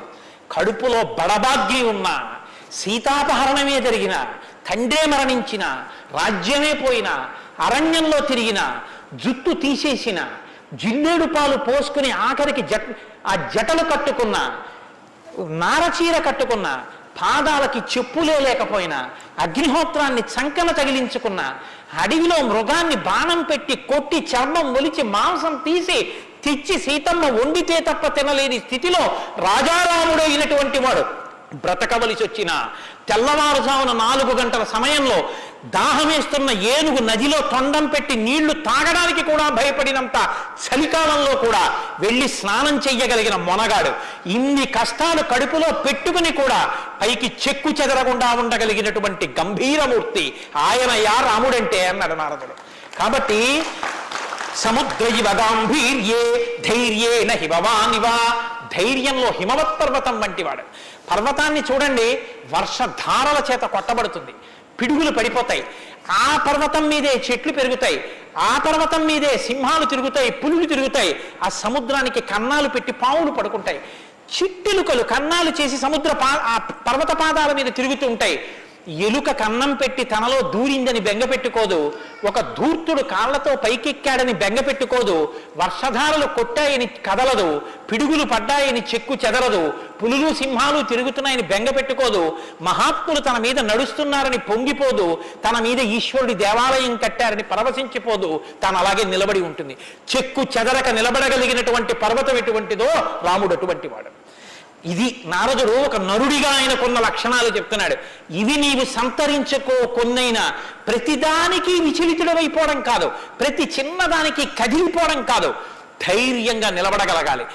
నాకు కాకపోతే ఎవరికి వస్తాయి? కష్ట సుఖాలు అనేటటువంటివి చేసుకున్న కర్మను అనుసరించి అని నిలబడగలిగినటువంటి స్థితి రామాయణం ఇస్తుంది. విష్ణునా సదృశో వీర్యే సోమవత్ ప్రియదర్శన కాలాగ్ని సదృశ క్రోధే క్షమయా పృథివీ సమః. ఏమి శ్లోకాలు వాడారండి సంక్షేప రామాయణంలో మహానుభావుడు. విష్ణునా సదృశో వీర్యే, ఆయనతో పోల్చడానికి విష్ణు ఒక్కడే ఉన్నారు. ఎందుకంటే ఇంకా ఆయనతో పోల్చడానికి అటువంటి వాడు ఇంకొకడెవరు ఉంటారు? విష్ణువుని విష్ణువుతోనే పోల్చాలి. కాబట్టి విష్ణువుతో సమానమైన వాడు. సోమవత్ ప్రియదర్శన, బాణం పట్టుకుని ఎదురుగుండా ఉన్న వాళ్ళ లక్షల మంది కంఠాలు తెగకోసినా సరే భక్తులైన వారికి మాత్రం ఆ స్వరూపాన్ని దర్శనం చేస్తుంటే ఎంత సంతోషంగా ఉంటుందో. కాబట్టి సోమవత్ ప్రియదర్శన, లోకంలో మూడిటిని ఎంత చూసినా చూడబుద్ధే వేస్తుంది. ఎంత చూడండి చూడబుద్ధి వేస్తుంది. అందుకే పార్వతీదేవి వినాయకుడికి ఏనుగు ముఖం పెట్టించింది. పసిపిల్లలకి కూడా సంతోషం కల్పించేవి మూడు ఏమిటో తెలుసా అండి? గజముఖం, చంద్రబింబం, సముద్రం. మీరు సముద్రపు తొట్టుకి వెళ్ళి ఎంతసేపు కూర్చోండి, ఎంతసేపు చూస్తున్నా సముద్రాన్ని అలా చూడాలనే అనిపిస్తుంది.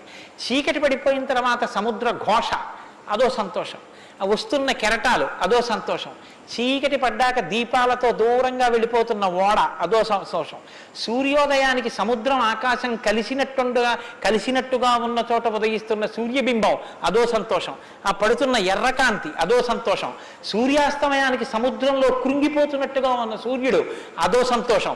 తిక్కన గారు విరాట పర్వంలో అంటారు, రాత్రి అయ్యేటప్పటికి ఆకాశం ఎలా ఉందంటేట మంచి సంపన్నుడైన గృహస్థు ఇంట్లో అలంకారం చేసినటువంటి పడకలా ఉందిట, దాని మీద పువ్వులు అవన్నీ వేస్తే ఎలా ఉందో అలా ఉందిట. సూర్యోదయానికి ఉన్నటువంటి ఆకాశం ఎలా ఉందంటేట తెల్లవారిన తర్వాత 10 మంది చూస్తే దృష్టిదోషం కలుగుతుందని ఆ ఇంటి ఇల్లాలు దుప్పటి మీద ఉన్న పువ్వులు అవే అన్నీ పోయేటట్టు ఒక్కసారి 2 చేతులతో ఇలా దులిపేస్తే అన్నీ పోయిన తర్వాత దుప్పటి ఎలా ఉందో ఆకాశం ఎలా ఉంది తెల్లారాకంటారు. అలా ఆ సముద్రాన్ని చూస్తుంటే ఎంత అందంగా ఉంటుందో. పసిపిల్లల దగ్గర నుంచి కవుల వరకు జ్ఞానుల వరకు సముద్రం ఆనందమే. పసిపిల్లాడికి ఏం తెలిసనే ఆనందం, వృద్ధుడికి ఏం తెలిసనే ఆనందం. అందరూ సముద్రపు రెడ్డికి వెళ్ళి ఆనందం పొందుతారు. ఆఖరికి తుఫాను సమయంలో సముద్రం చూడడం అదో సంతోషం కొంతమందికి. కాబట్టి సముద్రం. 2 చంద్రబింబం. చంద్రబింబాన్ని ఎంతసేపు చూడండి సంతోషం. రామాయణంలో వాల్మీకి మహర్షి వర్ణిస్తారు సుందరకాండలో చంద్రబింబాన్ని, ఏమి వర్ణనలో ఆ సర్గలు. కాబట్టి చంద్రబింబం. 3 ఏనుగు. ఏనుగు చూడండి, వెంకటాచల క్షేత్రానికో తిరుత్తనియో వెడితే ఆ ఏనుగు ముందు నించుంటే పిల్లల్ని ఎంతసేపు నించోబెట్టండి సంతోషమే. ఆ తొండం ఇలా ఇలా ఆడిస్తూ ఆ ఏనుగు అలా నిలబడి అరటిపండు ఎత్తి నోట్లో పెట్టుకుని ఆ దుమ్ము తీసి మీద పోసుకొని స్నానం చేసి తెల్లటి దంతాలు, దాని స్వరూపం, దాని చిన్ని చిన్ని కళ్ళు, దాని వెంట్రుకలు, దాని తోక, పెద్ద పెద్ద కాళ్ళు, ఇంతంత గోళ్ళు, గుండ్రంగా పాదాలు. ఆ ఏనుగుని ఎంతసేపు చూసినా అబ్బా ఇంకేం చూస్తానులేండి అనిపించదు, అలా చూడబుద్ధి వేస్తుంది. అలా చూడబుద్ధి వేస్తుంది. కాబట్టి ధ్యానం చేసేటప్పుడు ముందు గణపతి యొక్క ముఖాన్ని తదేకంగా చూస్తే ఆ ధ్యాన నిష్ట చేత విఘ్నములు తొలగిపోతాయి. కాబట్టి పరమేశ్వరుడు అందరూ తొందరగా దృష్టి పెట్టి చూడడానికి వైముఖ్యం కలగనటువంటి ముఖాన్ని నా కొడుక్కి పెడితే అందరికీ ఉపకారం జరుగుతుందని ఏనుగు తలకాయ తీసుకొచ్చి వినాయకుడికి పెట్టాడు. అది కారణం. వినాయకుడికి ఏనుగు తలకాయ ఉండడానికి కారణాల్లో అదొకటి. కాబట్టి విష్ణు నాసదృశో వీర్యే సోమవత్ ప్రియదర్శన కాలాగ్ని సదృశ క్రోధే. క్రోధం, కోపం వచ్చిందా కాలాగ్ని ఎటువంటిదో అటువంటి వాడు. క్షమయా పృథివీ సమహ. ఈ భూమికి ఎంత ఓర్పో రాముడికి అంత ఓర్పు. నిద్ర వేస్తూనే భూమిని తంతాం, భరిస్తుంది. మలమూత్రాలు భూమి మీద విసర్జిస్తాం, భరిస్తుంది. ఉమ్మి భూమి మీద వేస్తాం, ఊరుకుంటుంది. పోనీ ఏదో పొరపాటున వచ్చింది వేరు.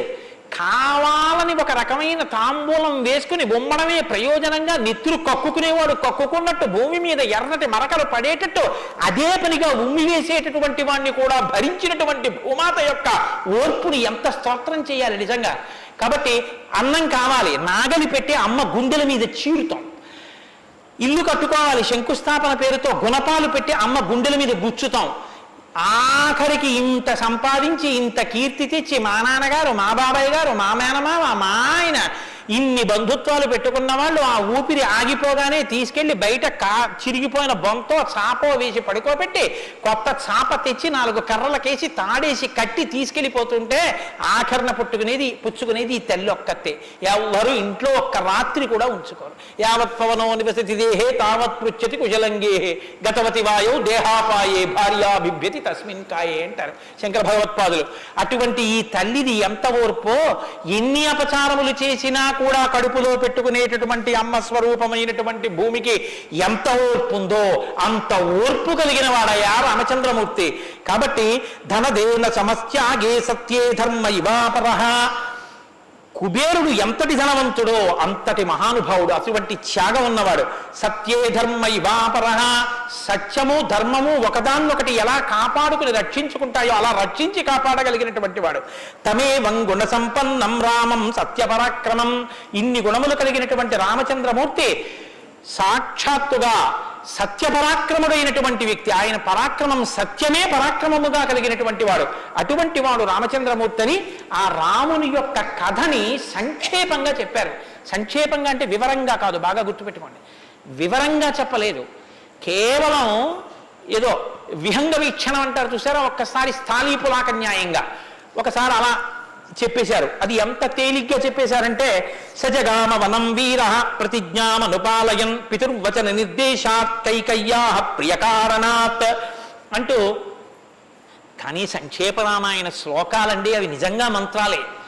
దశరథ మహారాజు గారు లేక లేక లేక లేక సంతానం కలగలేదని బెంగ పెట్టుకుని అశ్వమేధయాగం చేసి తత్పాపాన్ని పోగొట్టుకుని పుత్రకామేష్టి చేస్తే యజ్ఞపురుషుడు ఆవిర్భవించి ప్రసాదాన్ని ఇస్తే ఆ పాయసాన్ని అనురూపలైనటువంటి తన భార్యలు స్వీకరిస్తే పెద్ద భార్య అయినటువంటి కౌసల్యాదేవి యొక్క గర్భాన్ని జనించినటువంటి సాక్షాత్తు విష్ణుస్వరూపుడైన ధర్మాత్ముడైన రామచంద్రమూర్తి పినతల్లి అయిన కైకమ్మ 14 సంవత్సరములు అరణ్యవాసం చేసి రాజ్యాభిషేకాన్ని విడిచిపెట్టుకోవాలి రామచంద్రమూర్తిని 2 వరములు రాత్రికి రాత్రి దశరథ మహారాజు గారిని అడ్డుపెట్టి నిగ్రహిస్తే తండ్రిని సత్యవాక్యమునందు నిలబెట్టడం కోసమని రామచంద్రమూర్తి రాజ్యాన్ని పరిత్యజించి నారవస్త్రాలు కట్టుకుని చెప్పులు కూడా విడిచిపెట్టి మహానుభావుడు అరణ్యానికి బయలుదేరి వెళ్ళిపోతున్నారు.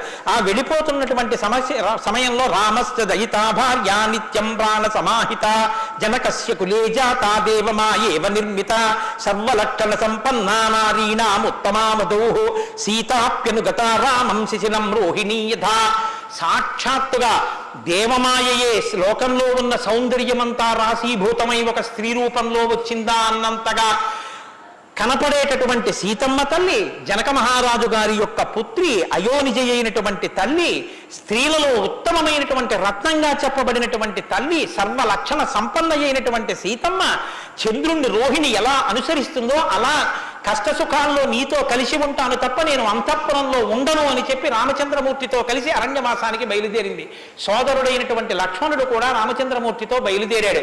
ముగ్గురు అరణ్యవాసం చేస్తున్నటువంటి సమయంలో చిత్రకూట పర్వతం మీద ఉండగా తనకి రాజ్యం కావాలని భరతుడు కోరకపోయినా తల్లి వరం చేత రాజ్యాన్ని పొందడానికి అర్హుడైన భరతుడు మేనమావ గారి ఇంటి నుంచి తిరిగి వచ్చేసరికి దశరథ మహారాజు గారు ప్రాణాలు విడిచిపెడితే నాకు ఈ రాజ్యం వద్దని భరతుడు శత్రుఘ్నుడితో వశిష్ఠుడితో తల్లులతో కలిసి చిత్రకూట పర్వతం దగ్గరికి వెళ్ళి, అన్నా రామా నాకొద్దు, ఈ రాజ్యం నువ్వే తీసేసుకోమని ఎంత నిగ్రహించినా ధర్మాత్ముడు సత్యవాక్య పరిపాలకుడైనటువంటి రామచంద్రమూర్తి నా తండ్రిని సత్యంలో నిలబెట్టడం కోసం నేను ఈ వనవాసానికి వచ్చాను తప్ప నాకు ఈ రాజ్యం అక్కర్లేదని స్వీకరించడం మానేసి తన పాదుకలను తీసుకెళ్లి భరతుడికి ఇస్తే భరతుడు పాదుకలను పట్టుకుని నందిగ్రామానికి వచ్చి సింహాసనం మీద పెట్టి రాజ్యం చేస్తుంటే మహానుభావుడు చిత్రకూట పర్వతం మీదే ఉన్నట్టయితే వచ్చినటువంటి తల్లులు సోదరులైనటువంటి భరత శత్రుఘ్నులు జ్ఞాపకానికి వస్తారని చిత్రకూటాన్ని విడిచిపెట్టి దండకారణ్యంలో ప్రవేశించి ఉన్నటువంటి సమయంలో అక్కడ ఉన్నటువంటి రాక్షసులలో ఒకటి అయినటువంటి శూర్పణక వచ్చి రామచంద్రమూర్తి యొక్క తమ్ముడైన లక్ష్మణుడు, లేదా సంక్షేప రామాయణం ప్రకారం రాముడిటే లక్ష్మణుడు చేసిన పని రాముడు చేసినట్టే, అందుకని రాముడి చేత ముకుచెవులు కోయబడితే ఆ శూర్పణక చేత ప్రేరేపింపబడిన కరదూషణాదులు త్రిశిరస్సు అనేటటువంటి 14,000 మంది రాక్షసులు రాముడి మీద దండెత్తి వస్తే తృణప్రాయంగా 14,000 మందిని నిగ్రహించినటువంటి రామచంద్రమూర్తి యొక్క పరాక్రమాన్ని శూర్పణక వల్ల తెలుసుకున్నటువంటి రావణాసురుడు అసూయతో సీతమ్మ తల్లి మీద మోహంతో సీతమ్మ తల్లిని అపహరించి తీసుకుని వెళ్ళిపోతే ఆగ్రహించినటువంటి రామచంద్రమూర్తి శబరిని దర్శనం చేసి తర్వాతి కాలంలో సుగ్రీవుడితో స్నేహం చేసి వారిని నిగ్రహించి దశ దిశలకి వానరుల్ని పంపిస్తే దక్షిణ దిక్కుకు వెళ్ళినటువంటి హనుమ సీతమ్మ తల్లి యొక్క జాడ కనిపెట్టి 100 యోజనముల సముద్రాన్ని దాటి ఈవలి ఒడ్డుకు వచ్చి రామచంద్రమూర్తికి సీతమ్మ క్షేమవార్త చెప్తే రామచంద్రమూర్తి నీలుని యొక్క సహకారంతో సముద్రానికి సేతువు కట్టి సముద్రాన్ని దాటి ఆవలి ఒడ్డుకు వెళ్లి లంకారాజ్యంలో వానర సహకారంతో రావణ కుంభకర్ణాది వీరులను నిగ్రహించి తిరిగి మళ్ళీ అయోధ్య పట్టణానికి వచ్చి పట్టాభిషిక్తుడై 11,000 సంవత్సరములు ఈ రాజ్యాన్ని పరిపాలన చేసి రామరాజ్యం ఇలా ఉంటుంది అని చెప్పి లోకానికి చాటి చెప్పిన వాడయ్యా రామచంద్రమూర్తి అంటే సంక్షేప రామాయణాన్ని కథారూపంగా శ్లోకరూపంగా నారద మహర్షి వాల్మీకి మహర్షిగా ఉపదేశం చేశారు. ఉపదేశం చేస్తే సంతోషించారు. ఆ రామరాజ్యం యొక్క గొప్పతనాన్ని 4 శ్లోకాలు వినకపోతే మనం దోషం చేసిన వాళ్ళం అవుతాం.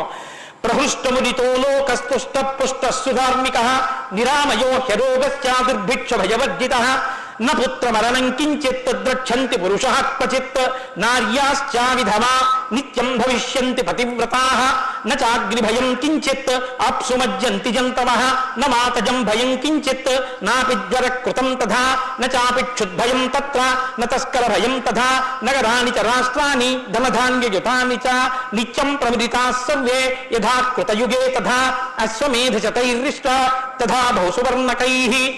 రామచంద్రమూర్తి రాజ్యం చేసేటటువంటి కాలంలో కొడుకులు మరణిస్తే పెద్దవాళ్ళైనటువంటి వాళ్ళు పిల్లలకి ప్రేతకార్యం అన్నది లేదు. స్త్రీలు విధవలై భర్త మరణిస్తే జీవించవలసినటువంటి దౌర్భాగ్యం లేదు. అందరూ పసుపు కుంకాలతో భర్త చేతుల మీద వెళ్ళిపోయేవారు. ఎక్కడ అగ్నిభయం ఉండేది కాదు. జంతువులు నీళ్లలో మునిగి మరణించడం అనేటటువంటిది ఉండేది కాదు. వాత భయం కానీ, అనారోగ్యాలు కానీ, జ్వరాలు ఏర్పడడం కానీ, భయంకరమైన వ్యాధులు పటమరించడం కానీ, దొంగతనం కానీ, క్షుద్బాధ కానీ, ఆకలితో అలమటించడం కానీ, అశాంతి కానీ లోకంలో ఎక్కడా లేవు. అశ్వమేధాది యాగములను చేసి ఎంతో మంది బ్రాహ్మణులకి బంగారాన్ని దానం చేశాడు. గవాం కోట్యయుతం దత్వా బ్రహ్మలోకం ప్రయాస్యతి అసంఖ్యేయం ధనం దత్వా బ్రాహ్మణేభ్యో మహాయశాః. కొన్ని కోట్ల గోవులు దానం చేశాడు, కొన్ని కోట్ల బంగారు నాణెములు దానం చేశాడు.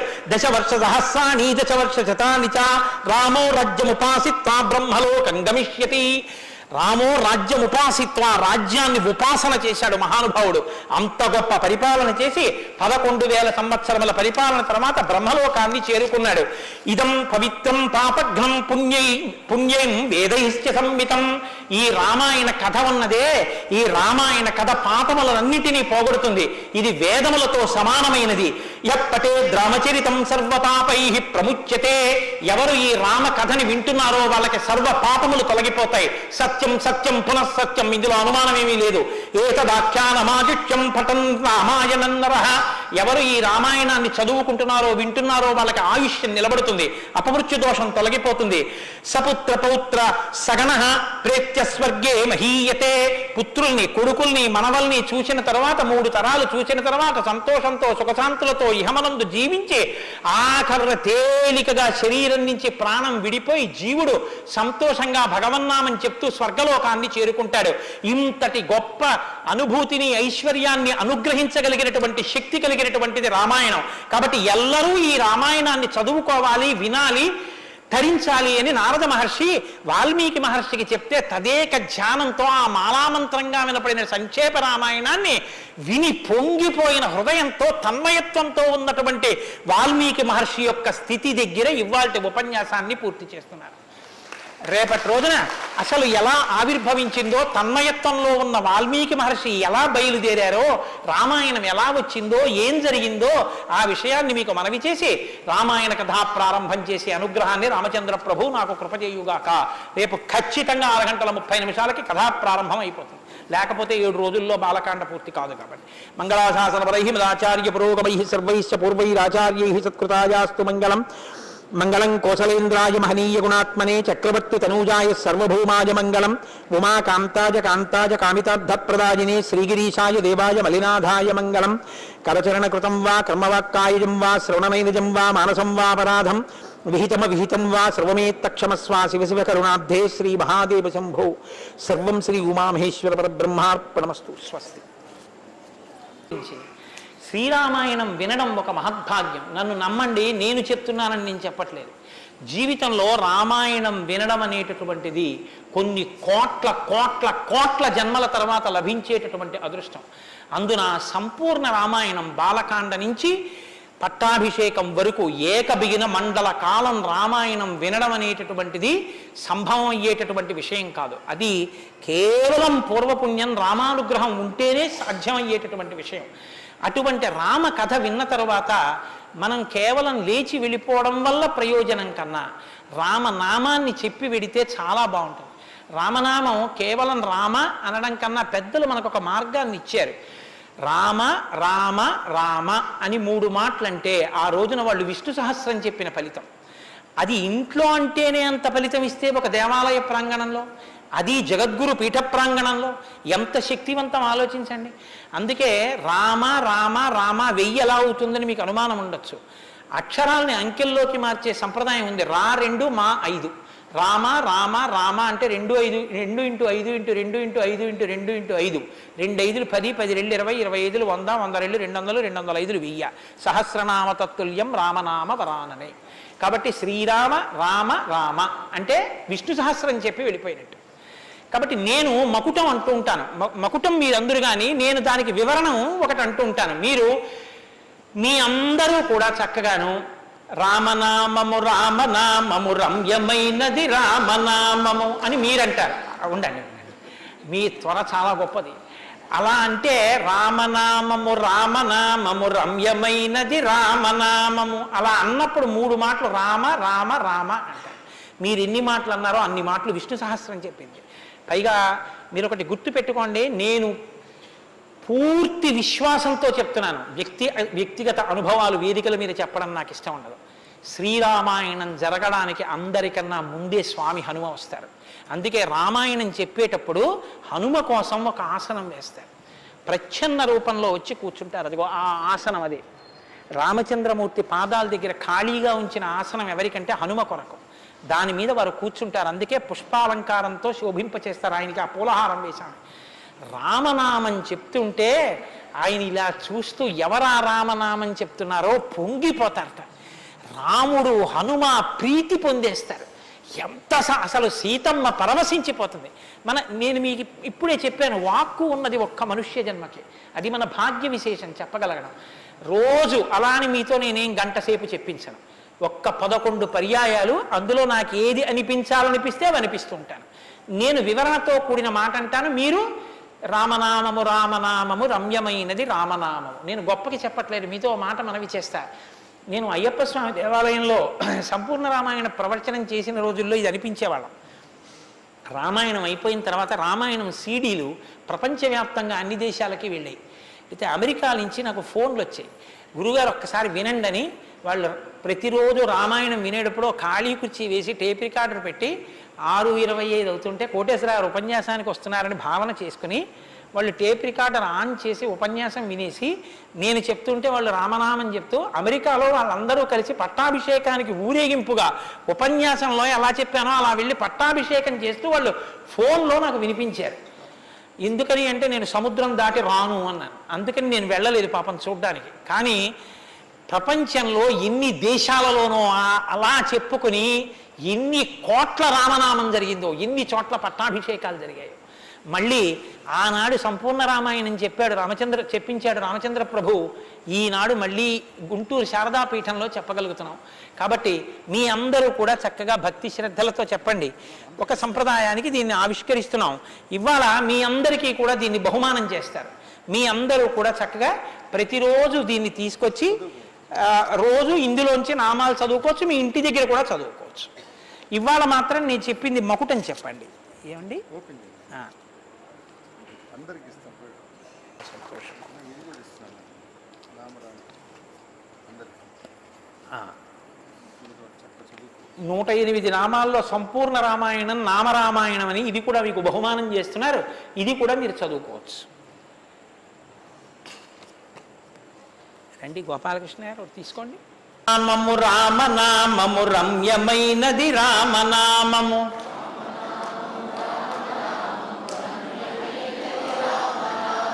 దారి నుండి గనడచు వారికి తోడు నీడే రామనామము రామనామము రామనామము రమ్యమైనది రామనామము నారదాది మహామునీంద్రులు నమ్మినది శ్రీరామనామము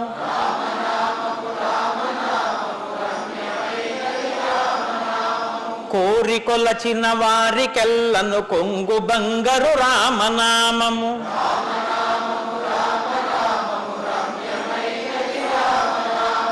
అండపిండ బ్రహ్మాండములకు ఆధారమైనది రామనామము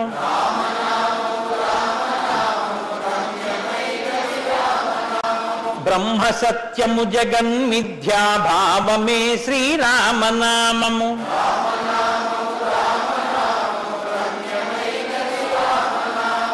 ఆంజనేయుని వంటి భక్తులకా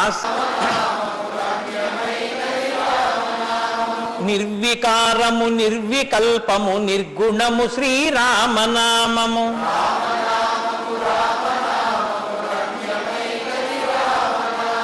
జీవితంబున నిత్య జపముగ చేయవలె శ్రీరామనామము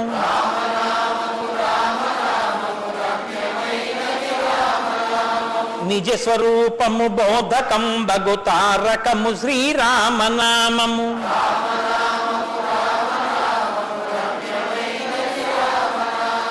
వేదవాక్య ప్రమాణములచే అలరుచున్నది శ్రీరామనామము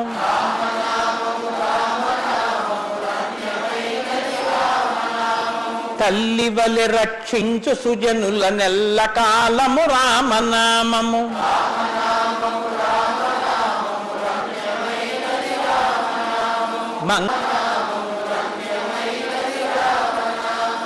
స్వస్తి. రేపు 6:30 తిరిగి ప్రవచనాన్ని ప్రారంభం చేద్దాం.